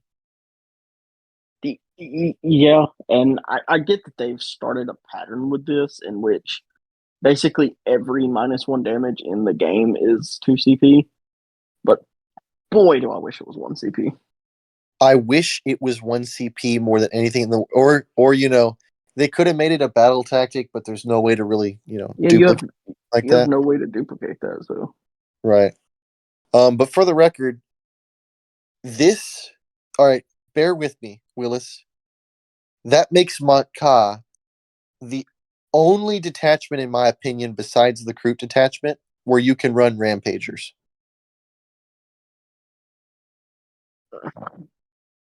you want to pay 2 CP on Rampagers, though. No, but I thought I would throw you a bone. No, I knew I don't need that about bone. them. I knew you were excited about them. So, Pulse Onslaught. Oh my god, I can't believe this detachment exists. It's a strategic poise stratagem in your shooting phase. Target 2 one. CP. Yeah, it is 2 CP, so a little pricey, but I think it's worth it in some cases. Target one Tau Empire infantry unit from your army that is just shot, and one enemy unit hit by those attacks. Until the end of your opponent's next turn, that enemy unit is shaken. While that enemy unit is shaken, subtract 2 from its move, subtract 2 from advance rolls, and subtract 2 from charge rolls made for that unit. So That is really good ability. a really good ability. You want to know why it's even better? Can I divulge to a data sheet a little bit early? Is that okay? Are you referring to the strike team? I am referring to the strike team, but not for the reasons that you think. But I will bring up that if you hit with the strike teams now, it gives -1 to hit to infantry if you land the hit roll. But I was referring to the DS8 support turret. In your movement phase, if this unit remains stationary until the start of your next turn, it is equipped with the support turret weapon. Before, this was a useless, worthless ability. But now, if you don't move your fire warriors, you get a 30-inch range indirect fire support turret that just has to land a hit roll anywhere on the board, and then you can deny 2-inch move, 2-inch advance, 2-inch charge. That's a pretty good use for it. Hadn't thought of that. That I, just it allows you to pressure one part of the board and then slow down a threat on the other side so they can't counter you. I know you didn't think about it. That's because I'm the Tau player. Eat your heart out, Josh. I've read this codex in and out. I already have downloaded this codex. So yeah, that's kind of where my head's at on it. You're using it preemptively to slow down the charges, not at the last minute to try and remove 6 inches. Yeah, it's really good. It is pricey though, but It's pricey, but the DS8's not going to land that indirect fire every turn. So fair enough. we'll see what happens. Combat debarkation. Oh, hold on. What the fuck did Robbie just say? Robbie's convinced that this leaked codex isn't real. What do you mean? We already knew that we already knew this shit. Where did they get the images from this book? What are you talking about? He thinks that somebody took the effort to not only Photoshop an entire codex, but to print it out, put it on a clearly hardback cover in the background of these photos, then take a photograph of every page, but still leave pages out, and also make sure to implement all the other leaks that have come out for Tau. Yeah, if this is a fake leak, God, this person should burn in hell for the amount of effort they put into this. Willis, because of the data sheet we're going to get into, if this leak is fake, I'm going to kill myself. There's one data you have to go through, and Robbie, I swear to God.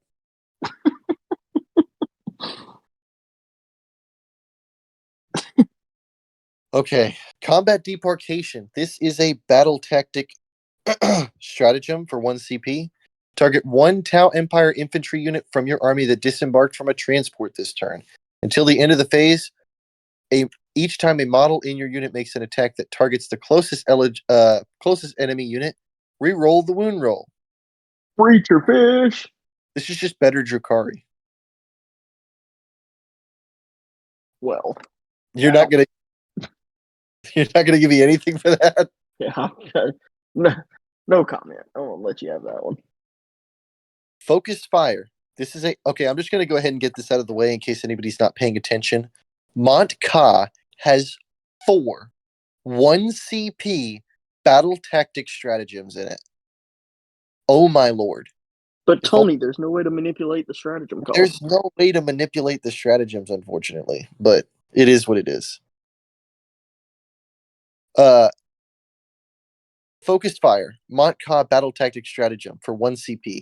At the start of your shooting phase, select 2 Tau Empire units from your army that have not been selected to shoot this phase, and 1 enemy unit. Until the end of the phase, each time a model in either of your units makes an attack, they can only target that enemy unit, and only if it's eligible for target of that attack. And when resolving those attacks, improve all armor penetration by 1. Thank God this is back from 9th edition. Yeah. Pretty solid.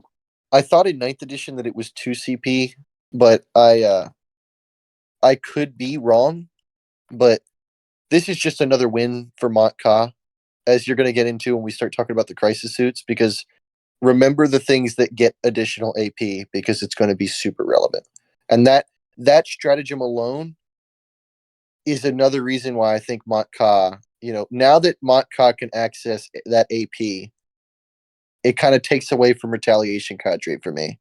Also, that was a battle tactic. So if there was any way to duplicate that in the future, that's an indefinite range plus 1 AP instead of being within 6 inches.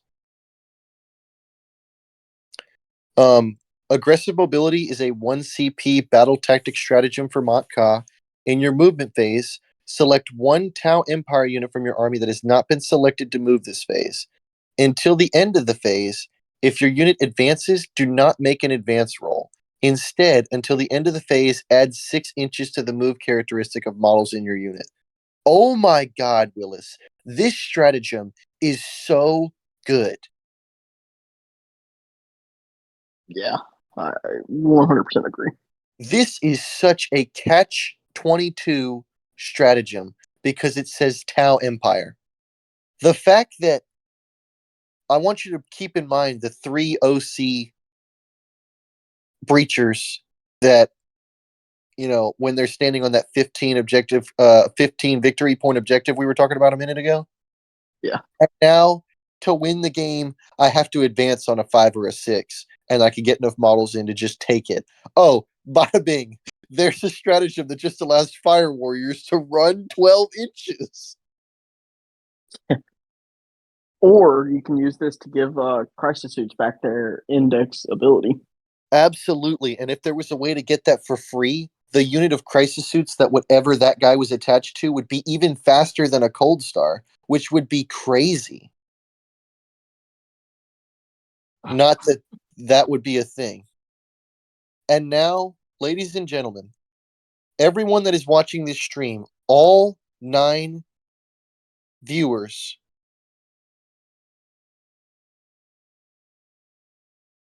Kenneth just brought up something interesting. It says, so it looks like rules is written, Mont Ka does not work unless I'm missing something. It says you gain an assault if guided, but you must be eligible to shoot to be guided. That is so fucking true. Don't advance those guiders. No, you're missing the point.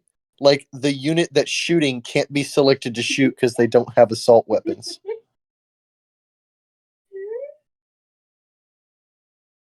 I'm sure that will be FAQ'd. I don't think that's going to be an issue for me, but that's a fair call out. And another example of James not knowing how to write rules. Damn you, James. Well, I don't know. It's like, I don't think there's any reason why you can't select a unit to shoot if it doesn't have assault weapons. It just can't fire any weapons that don't have assault. I don't know. That's weird. I think he's right, though. Anyway, moving on. Everyone that's watching, this is the best stratagem in the entire game. It is a 1 CP battle tactic for Mont Ka called Pinpoint counter-offensive. If I didn't mention this is a battle tactic, I'm just going to say that one more time. But why bring that up, Tony? Because this stratagem says it can be used in any phase of the game. All of your phases and all of the opponent's phases. The target is one Tau Empire unit, excluding Kroot, from your army that was just destroyed. One Tau Empire unit. It can be a lone Fireblade. It can be the last 3 Fire Warriors. It can be a stealth unit. It can be a tactical drone that dies in melee. That will be relevant later. You can use this stratagem on that unit even though it was just destroyed. The effect of this stratagem is, until the end of the battle, each time a Tau Empire unit, excluding Kroot, from your army makes an attack that targets the enemy unit that just destroyed yours, re-roll all hits. This is a 1 CP battle tactic Oath of Moment that works in melee. For whatever reason, it even works in melee.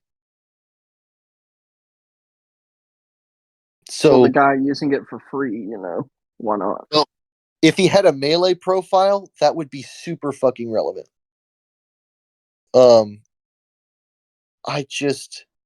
This is such a phenomenal stratagem. And let me tell you why. I'm going to explain it to everybody real quick. It's only because it can be used in any phase. If a Vortex Beast kills me in my opponent's movement phase with mortal wounds, I can use this stratagem on it. If I'm killed in my opponent's shooting phase, I can use this stratagem again. If they charge me and kill me with tank shock, I can use it a 3rd time. If they kill me in fighting, I can use it a 4th time. In my turn, if I get Overwatch, I can use They it kill my 5th. Kroot hounds in Overwatch. No, you can't do Kroot hounds. We already talked about this. Oh, fuck. Don't get excited. You kill me in Overwatch, I can use it a 5th time.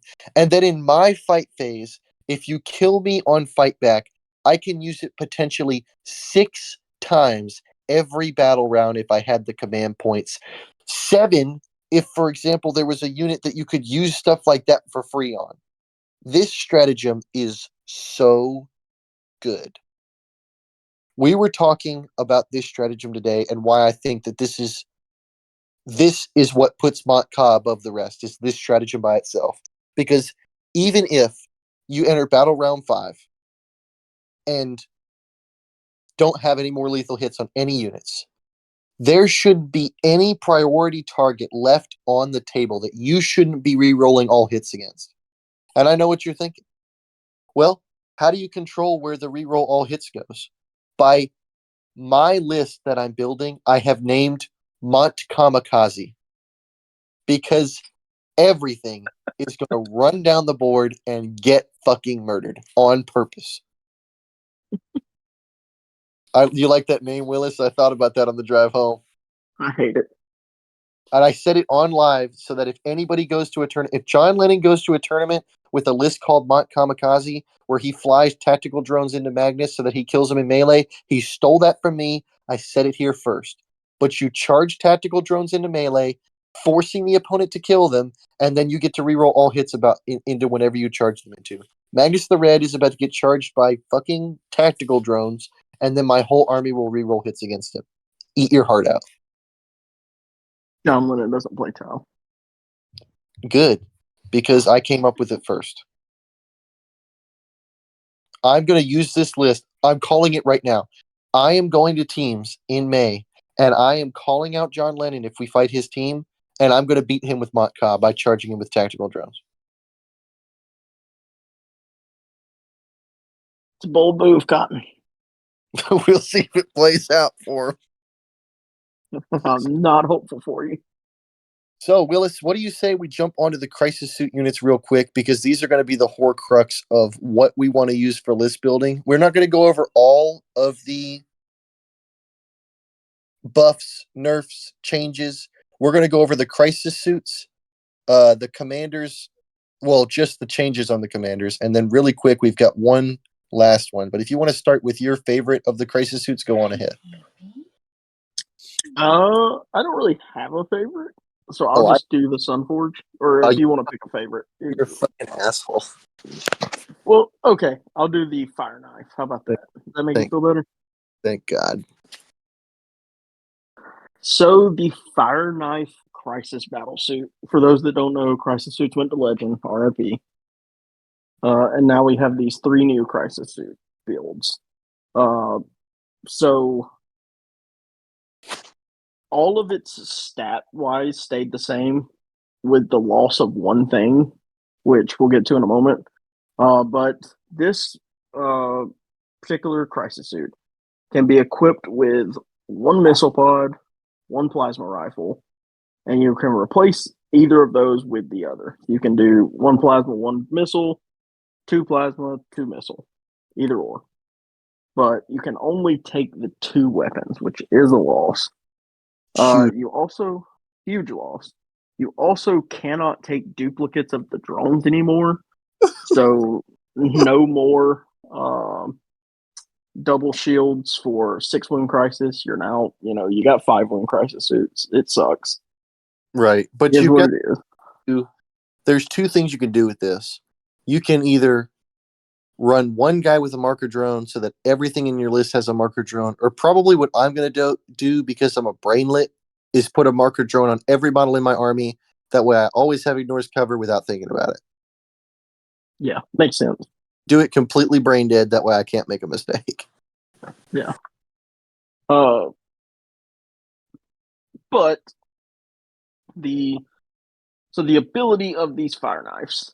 So each time a model in this unit makes a ranged attack, reroll a hit roll of 1. If that attack targets a unit that is below it,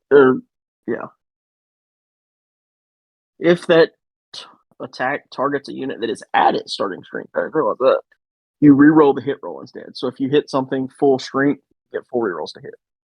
The reason why I like this is Yeah, because that's actually better than I thought it was. right. What you're going to see with the other crisis units is they specialize at either attacking monsters or attacking non-monsters.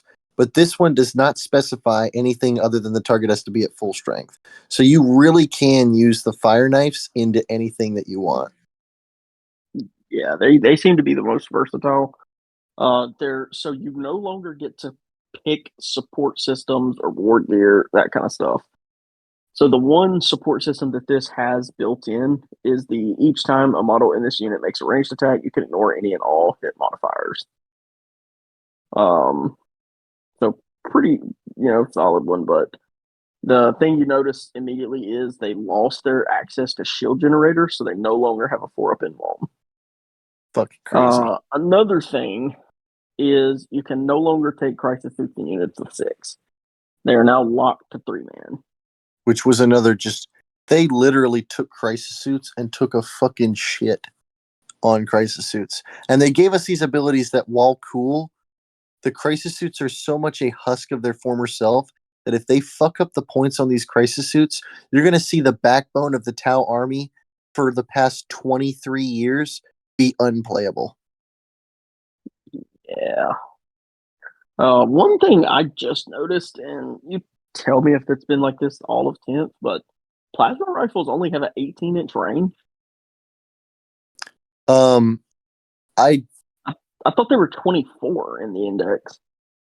I I know they believe were 30 in 9th, but I believe they were 24 in the index, but that was probably reduced in range to make Farsight's plasma rifle not just a shitty plasma rifle.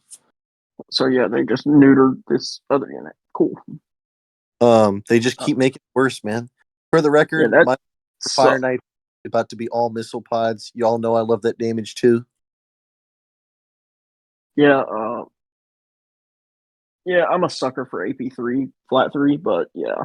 Well, I'm a sucker for 30-inch range with everything that's changed. Yeah, yeah. If What? the plasmas were still 24, I don't think it would really be a question for me. Better But yet, 18 inch is tough. invuln, I would get 18 inches from you without worrying about it. Fair, very fair. Uh, Yeah, but that is the fire knife. So, I know you thought I was going to talk about the Sunforge, which I was going to, but that would the opportunity to talk about the Star Scythe. So the Star Scythe is the same thing. It's a crisis profile with no invuln. It can either equip 2 burst cannons or 2 flamers, and then battlesuit fists. Same thing with the drone, same thing as everything else. It's allowed to shoot if it falls back, but the ability of the Star Scythe is each time a model in this unit makes a ranged attack, excluding monsters or vehicles, increase the armor penetration characteristic of those attacks by 1. If this is 100, and I'm going to say it, if this is 120 points, I will run 2. Can't even commit to 3. Well, the reason for that is there just isn't enough things to hit with 10 flamers, but putting Cold Star commanders in 2 units of this, giving the Cold Star no invuln either, and just letting him run 3 flamers, dropping these guys at a rapid ingress or something like that, and if you're running Retaliation Cadre or Farsight Enclave, you now have access to AP2 flamers. Yeah. And then Retaliation, there's Strength 5. We ain't worried about that. Is a good break point. Well, I mean, honestly, actually, I take it back. If you're running Retaliation, run Flamers because they ignore cover. But honestly, if you're running Mont Ka, probably just take the burst cannons for lethal hits. If I'm being honest, and for reroll all hits. Did they gain a shot back? No, Were you the one telling me they were 3? I thought they or were. no, you I'm thought they thinking were 3, but they were actually 4. Okay. So I'll let you hit up the Sun Forge, even though we know what that does. But what we learned one thing about it. Yeah, the Sun Forge, it can take double fusion blasters. This is the one lone crisis suit. It's the last man standing that still has a 4-up invuln. And because of that, it does not get a support system ability. But its Sunforge ability is each time it makes a ranged attack that is against a monster vehicle, you get to reroll the wound roll and the damage roll. So for the record, I probably will, if the points are right, run 3 of these, just because. So here's the thing you got to take into account is that they lost guns. You used to be able to take 4 guns, and they had to scale around that. So I don't think any of these units of Crisis Suits should be more than 180 points. I think the Sun Forge would be sitting just. I think 160. Okay. It's hard for me to judge because I'm trying to not be biased, but I agree with that. I think the Sun Forge should be 160. I think the Fire Knife should be 140, and I think the Star Sight should be 120 because you get half as many guns. I should be able to take twice as many. Okay. But if I could get these Sun Forge for 160, I probably will still run 3 of them just to have that tough 5 wound 4-up invuln front line. Yeah. And I mean, strength 9 with access to +1 strength or +1 to wound, depending on how you detachment and character and whatnot. With full rerolls to wound is a good place to be. It's not bad. Right. Well, I mean, you can wound on 5s when you can reroll all wound rolls. Yeah, that's what I'm saying. Yeah, and especially at AP4, a lot of vehicles, especially like Space Marines, Tau Mirror, that kind of stuff. They don't have invulns, so AP4 just blasts them. Oh, Repulsor Executioner, where'd that go? Yeah, bye-bye. Ignores cover, by the way. So, the last thing we're going to go over tonight, which for the record, we're going to talk about a lot of things that could come back, including the Riptide, on Sunday when we do part 2 of this stream and go over all the units. Real quick, I want to mention the commanders can still take 2 shield drones. They can still take a shield generator, but as one final kick in the teeth, you want to know what they did? Do tell. Commanders cannot take more than 1 cyclic ion blaster. No, I didn't even know that. If you run cyclic ion blasters, I mean, they basically remove cyclic ion blasters from the goddamn codex completely. It is a. says- Oh. You'll notice. Oh my god. You'll see it in there. There's an Yeah, asterisk. I see.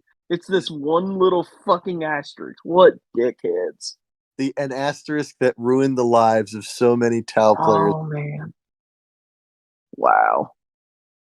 It's over. Wow. One of the best guns in the game is basically gone. There's no point. R.I.P. R.I.P. Apparently, when Joshua could pass 54 hazardous tests in a row, I guess something had to be done. Yeah. Yeah. So the last data sheet that we're going to go over before we call it a night and we come back Sunday is the legendary warrior of the Mont Ka. Commander Farsight is back with his new data sheet. It's not crazy. It's not busted. But I believe he is not only the best commander now, I believe he has gone from a niche take to a must take in if you're running Mont Ka or Kalyan. Kind of iffy on the battle suit one, but which kind of sucks because his detachment doesn't really benefit from him much. So what has changed is Farsight's 2+ armor save has returned, and he still has a 4+ invulnerable save. He has gone from 6 wounds to 8 wounds, so he is now incredibly tough. And I am incredibly is a stretch, but he's tougher than he was. Significantly tougher than a 3+ with 6 wounds. Fair. Don't forget he's got bodyguards. His longevity is going to be noticeably better than it was before. Flamers aren't just going to take Farsight off the table anymore. His high intensity plasma rifle wasn't changed, but that's a good thing because it kept a 24-inch range. The Dawn Blade was not changed, unfortunately. You still have the same amount of attacks at the same profile. He can lead any crisis battle suits, and independent power was added to his data sheet. If your army includes Commander Farsight, it cannot include any ethereal units. And if your army includes any ethereal units, you cannot include Commander Farsight. So, Way of the Short Blade has returned, which is the only ability I wanted him to keep, thank God. While this model is leading a unit, each time a model in that unit makes an attack that targets an enemy unit within 9 inches, add 1 to the wound roll. This works in melee, still. But the brand new ability, Pure Tide's Teachings. Once per battle round, you may target this model's unit with a stratagem for 0 CP, and you can do so even if you have already targeted a different unit with that stratagem this phase. Ladies and gentlemen, Commander Farsight's ability is every ability. Baby. Commander Farsight in Kalyan, every single battle round, his unit can activate +1 to wound from a tempting trap. Every battle round, his unit can activate point blank ambush for +1 AP. Every battle round, his unit can activate coordinate to engage. In Mont Ka, every battle round, they can automatically advance 6 inches. Every battle round, they could focus fire for +1 AP. Every battle round, if they're destroyed, they can duplicate pinpoint counteroffensive. It's phenomenal. I cannot believe that a change that sounds so small is so big.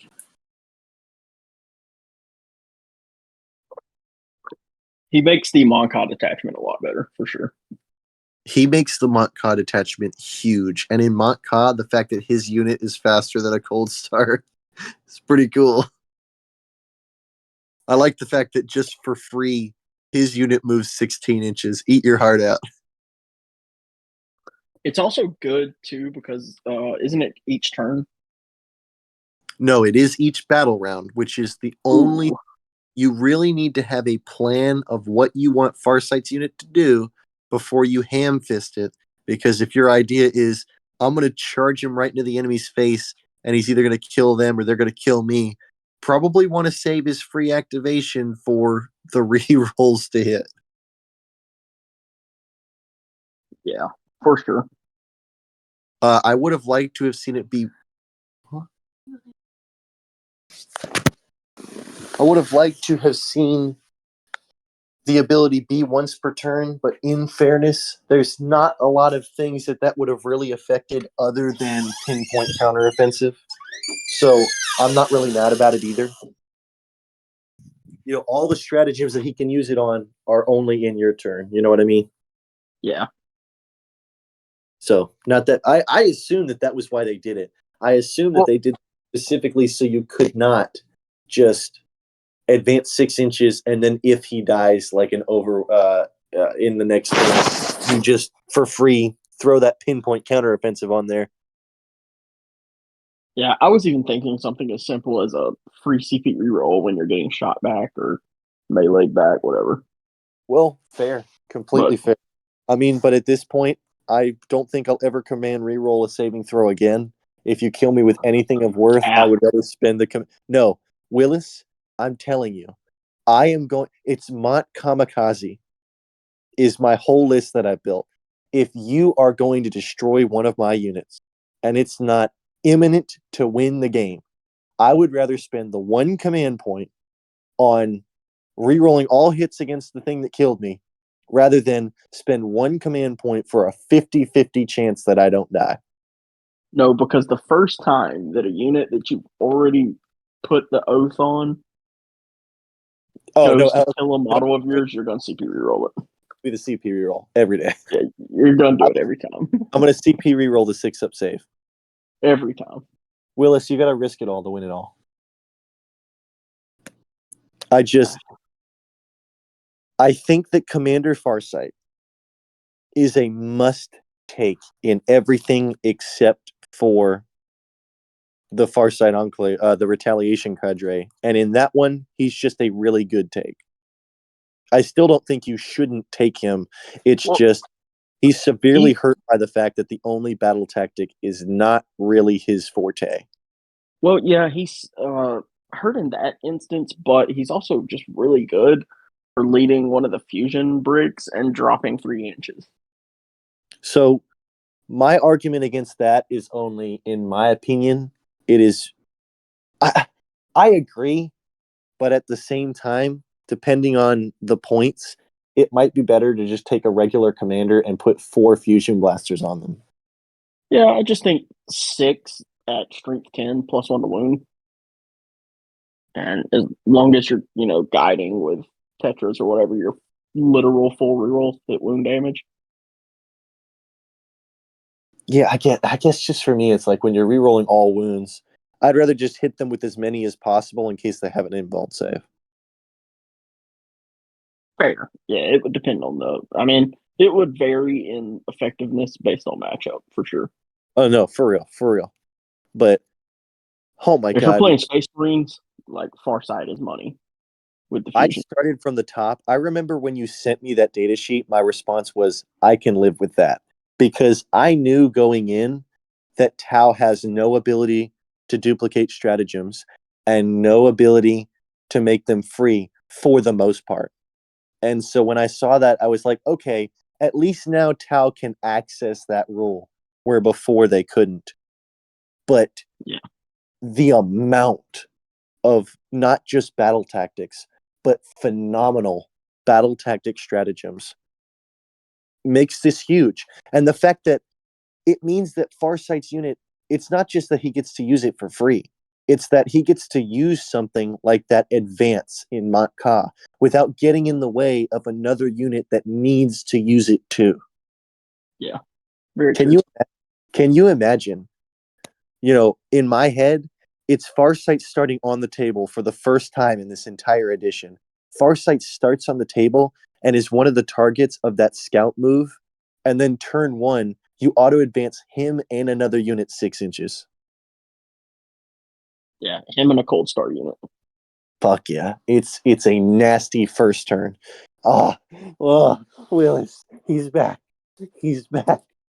My only concern for it is going to be, do they have the punch once they get there? And that will be to be determined. That's the one thing where I'm kind of like making up my mind on how I'm going to set up that scout move, because it's like, Farsight shouldn't be the first thing to die to get reroll hits. He should be like,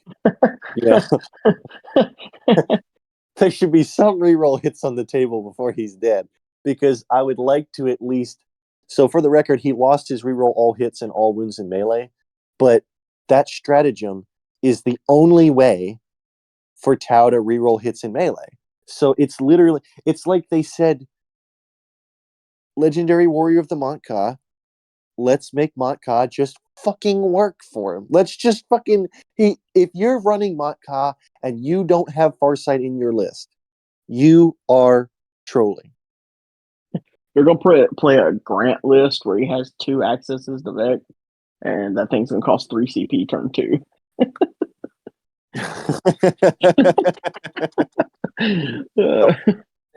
I will say I was disappointed to see, more than I wanted free stratagems, Tau needed access to Vex, and I really thought that Dark Shredder might be able to do it. Tau still has no access to Vex, not even from one of the new Kroot models. And I was like, damn. That would have been an easy one for G-Dub to just, we'll make this Kroot appealing by giving it Vex. Which, now that you say it like that, it was like, that would have been a win for everybody.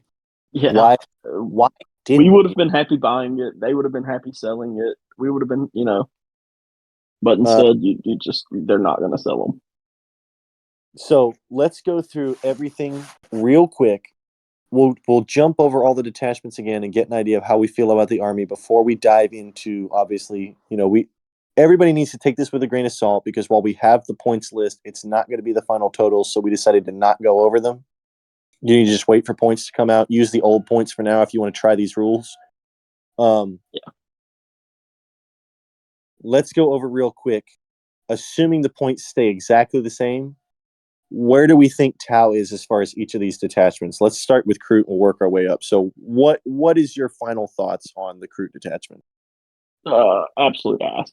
I mean, Kroot themselves suck. We'll go over the data sheets at a later date, but I don't want to waste a lot of time talking about this. It's midnight. Okay. Well, okay. So we can go on to Kalyan. Gotcha. I will say. I mean, do you have a different opinion? No, I agree completely. I am just going to mention specifically, really disappointed that the Great Narlock did not return in the Codex. That was a huge blow. Yeah, I think I'll say this about it. I think GW missed the boat. Like we talked about earlier, they just completely missed the boat with the Kroot. They could have done it multiple other ways that would have been so much better. They literally just made Kroot where they were like, what if we just made them hit harder? And it's like, there's so much potential there that was wasted, and I agree with that. Oh, we took this limp noodle and made it wet? like what are we talking about? Like, I mean, it is an easier noodle to swallow, but that doesn't make it good. Yeah, that doesn't make it. Is it better than, or Kroot better than they were? Yes. Does that make them good? Not even close. Literally, the bar was sitting on the floor. But that Kroot detachment is the worst detachment in the game. It's worse than Space Wolves. You really think it's worse than Space? Okay, Cap. I will line 2,000 points of the champions Russ up against 2,000 points of Kroot and win 10 out of 10 games. All right. Our first stream table game, for the record, everybody, is a Nuzlocke. I am going to use the Kroot detachment to beat Champions of Russ. That's a Nuzlocke game. It's the first game happening on the stream table. Fuck you. Bet. I do not believe it's worse than Champions of Russ. Bet. Bullshit. Get the fuck out of here. You better start working on that Kroot army, my boy. We'll test that. I'm going to have to buy fucking 2,000 points of Kroot just to prove a point. Guess what? I'll sell you mine at a cheap rate that I get out of this box. God damn it. Oh, God. So, Kalyan, I think that while Strike and Fade was a huge loss, and I think the nerf to sustain hits was a huge loss, I personally believe that Kalyan is going to be stronger now than it was before. I don't think so. I don't think I would say it's going to be stronger just because of the loss of like plain and simple. The bread and butter of Kalyan was cyclic ions with sustained hits, and you lost that. Yeah, don't fucking talk to me. Yeah, so I would see it more as a side grade. I don't think it's worse per se, but I don't really see it better. So the reason why I disagree with that is because cyclic ion ghosts that teleport across the map with Lone Op are fucking ghost kills just became so much better than they even already were. But you combine that with the fact that while you lost a lot of the volume of fire that really benefited from sustained hits, the idea of being able to select a hard point in the game that gives you, whenever you need it, +1 to wound on any gun, whenever you need it, makes things like sustain hits and +1 to wound on the Riptide will just fucking delete something when you really need it to. On a Ghost Kill, it will just fucking delete something when you need it to. And I think that trap rule is going to end up being really, really big. Yeah, it's like I say. I think they got better in some ways, but worse in others. So that's why I say a side grade. But I really think the biggest loss, more than even cyclic ion blasters, because a lot of people weren't even doing that. A lot of people were running plasmas anyway, and now the plasmas have a built-in reroll to hit. The plasmas just fish for sustained hits now. So it's like, I don't necessarily agree with that. I do think the biggest loss, in my opinion, was Strike and Fade was such a hugely instrumental stratagem to the way the army felt like it was supposed to work. Yeah, I agree. So I think it's going to prove to be stronger, but I don't necessarily disagree with you. It might not be a noticeable stronger. It's going to be it's not going to get play tested to the degree to its potential because these other two are going to just be the go-to. Yeah, it's going to be a different play style. And so, like I say, like I'm not saying it's worse, but I just can't agree that it's better. But either way, it's fine. It's good. We'll say that. It's good. Good. I give it a 7.8 out of 10. So I would have gave it. Yeah, that's probably about fair. Recruit detachment, 3.5 out of 10. 1.1. Champions of Rust is 3.6, apparently. Yeah, we're gonna play it at some point. So all I'm saying, Recruit could probably still beat the Drukhari detachment that you think is good. Cap. Bullshit. Cap. There's no world. They're one wound. Get the fuck out. I don't care. Drukhari will table them in 2 turns. Okay. What is your Dark Lances going to do against a bunch of one wound bullshit? Not you don't run all. How will Kroot ever kill a transport? Tell me that. By hitting them with enough Krutox fists. They're gonna spend an entire, at most, best case scenario, they kill 1 transport per turn. Get out of here. Don't forget that your transports only have 3-up armors, and I can make those Krutox fists 2 CP, 2 AP, and 6-man blocks. Don't you fucking? Oh no! They're only 10 wound transports, Willis. The 12 attacks wounding on 5s. No, it would be 24 attacks. Oh, a 6-man. You're really dedicating to this one. I'm telling you, if you're gonna make it happen. Game two is gonna be Drukhari versus fucking Kroot. We're just gonna see.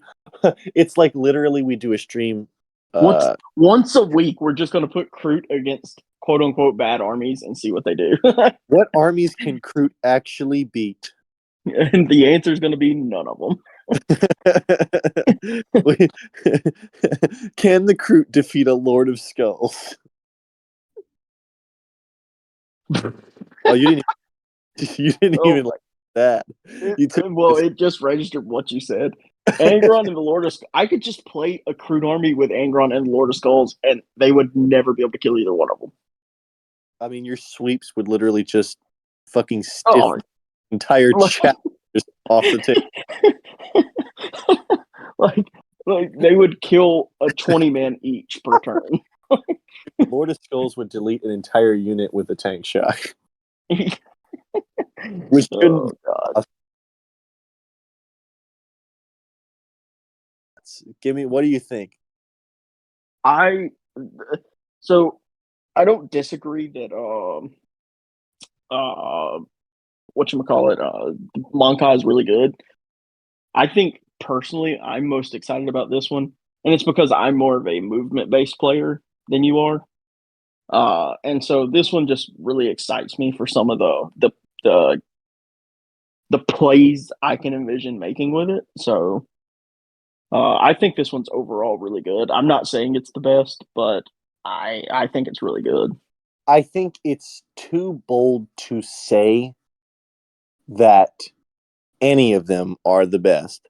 I'm just hedging my bets that as soon as people get over the hype of a 3-inch deep strike, which don't get me wrong, I'm that guy too. That is a hype ass rule. But when people start play testing the things that are possible with Montka the way I've been doing in my head, I think it has the most potential because of the wide variety of abilities it possesses. Yeah. Yeah, I mean, I don't disagree with you. I also think, honestly, what I think is, I think these three detachments, Koyon, Monka, and the Retaliation, they're gonna allow three different play styles, and so it's honestly, in my opinion, gonna come down to more which detachment fits your personal play style more, and that's the detachment you're gonna get the most out of and be the best with.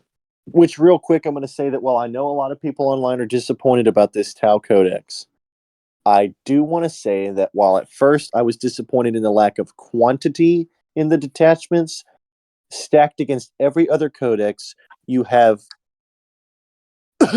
3 legitimate playstyles that can all be taken to the competitive level, in my opinion. And then there's group.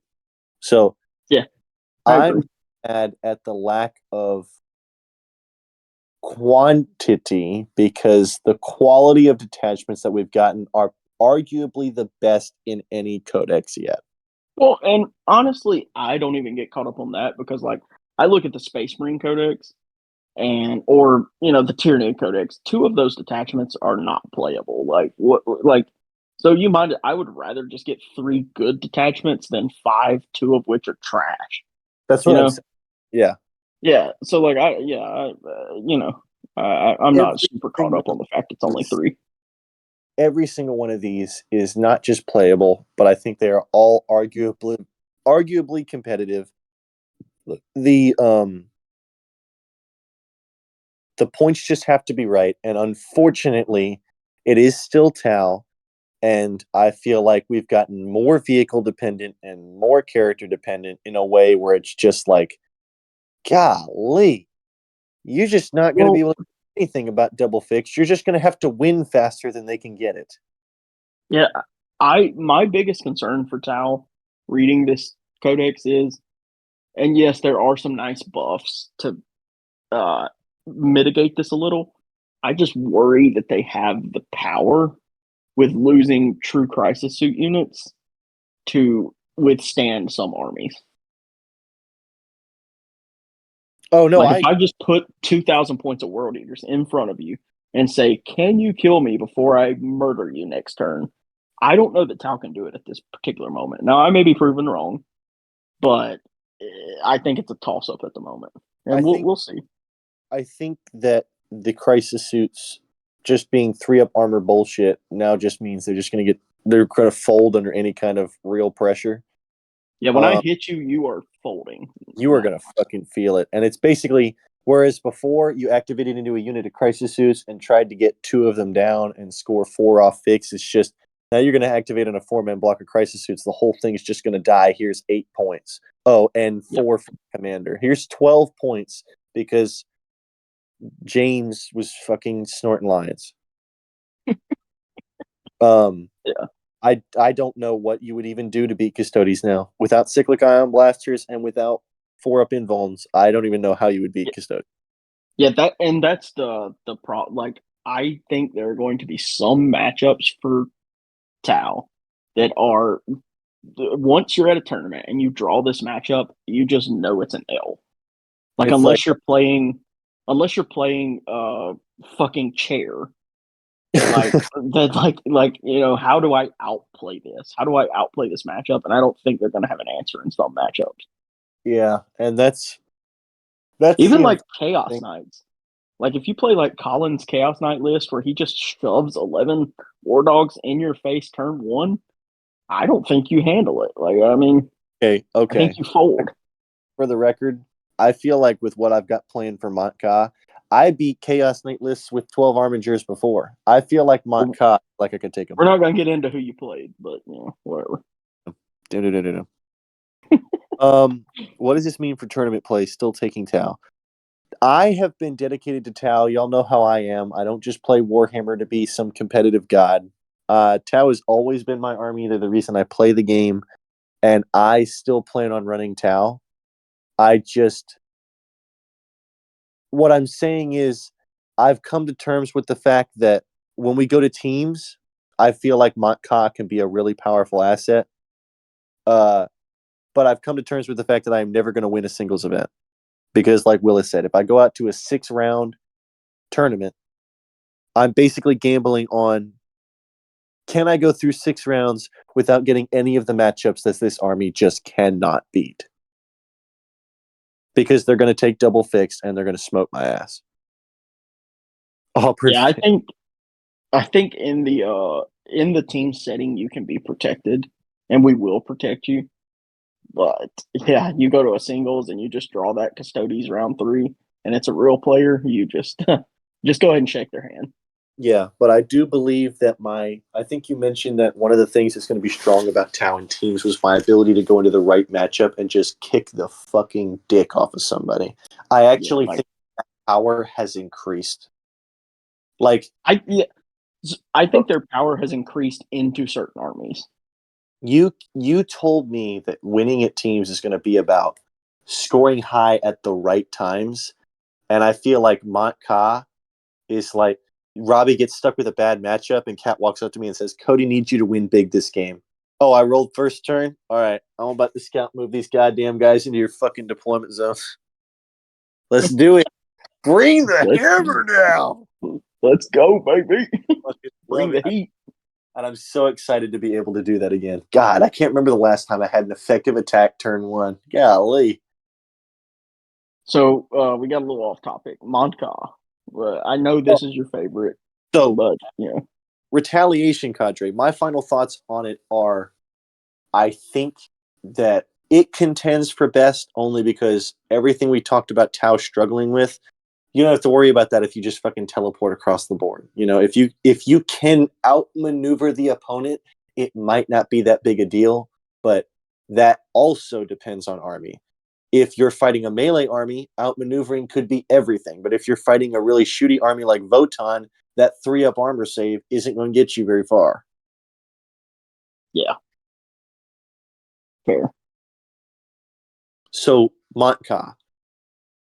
I think that this is, without a doubt, the best attachment for me. It has, without a doubt, the best stratagems in this codex. The Legendary Warrior of the Montka is back, and I will be running Montka exclusively. The same. I got good at Kalyan by running it hundreds of games in a row and never changing my list. And I am going to put together this Mont Kamikaze list that I'm working on as soon as points drop, and I am going to run it until I take it to the 80% win rate that my Crisis Bomb list is at. And I'm going to take it to tournaments, and I am going to walk into these guys that are thinking, oh, Tau, he's about to deep strike on me 3 inches. And then I'm going to beat the fucking brakes off of you turn 1. And it's just, it's over. My idea for the Montka list is I am going to probably end up running 2 Tetras and no spotters at all. I'm going to run 3 Riptides. I'm going to run 2 Flame Stealth Suits, 3 3 Flame Crisis Suits, 3 Missile Pod Crisis Suits, 2 Fusion Blaster Crisis Suits, Ghost Keels, and Kroot Hounds. And I'm going to walk up the table. Because think about it, Willis. What the fuck do I need a spotter for if I re-roll all hits? +1 to my ballistic skill? I don't give a rat's ass. Oh, +1 to wound from a stealth suit? I've got lethal hits. Let me just double my firepower by taking more bodies that can go sack themselves to give me rerolls to hit. That's going to be the whole thing. I'm going to throw some tactical drones in there so I can pick 1 or 2 things on the table that need to die. And then the Tetris are there for those games where I get vexed and it's like, fuck, I really need rerolls to hit now. And that's going to be what it is. That's pretty much the list structure I'm thinking of, but the points have to be right for that to work because I can't spam without spotters if the units are too expensive. But if a Riptide's still 165, this is finally a detachment where I think I can take 3. If the points on those crisis suits are right, I'm just going to flood the table with them. I'm going to block up the fucking board. Everything's going to advance, and the ones that advance will just spot for each other. It's like communism.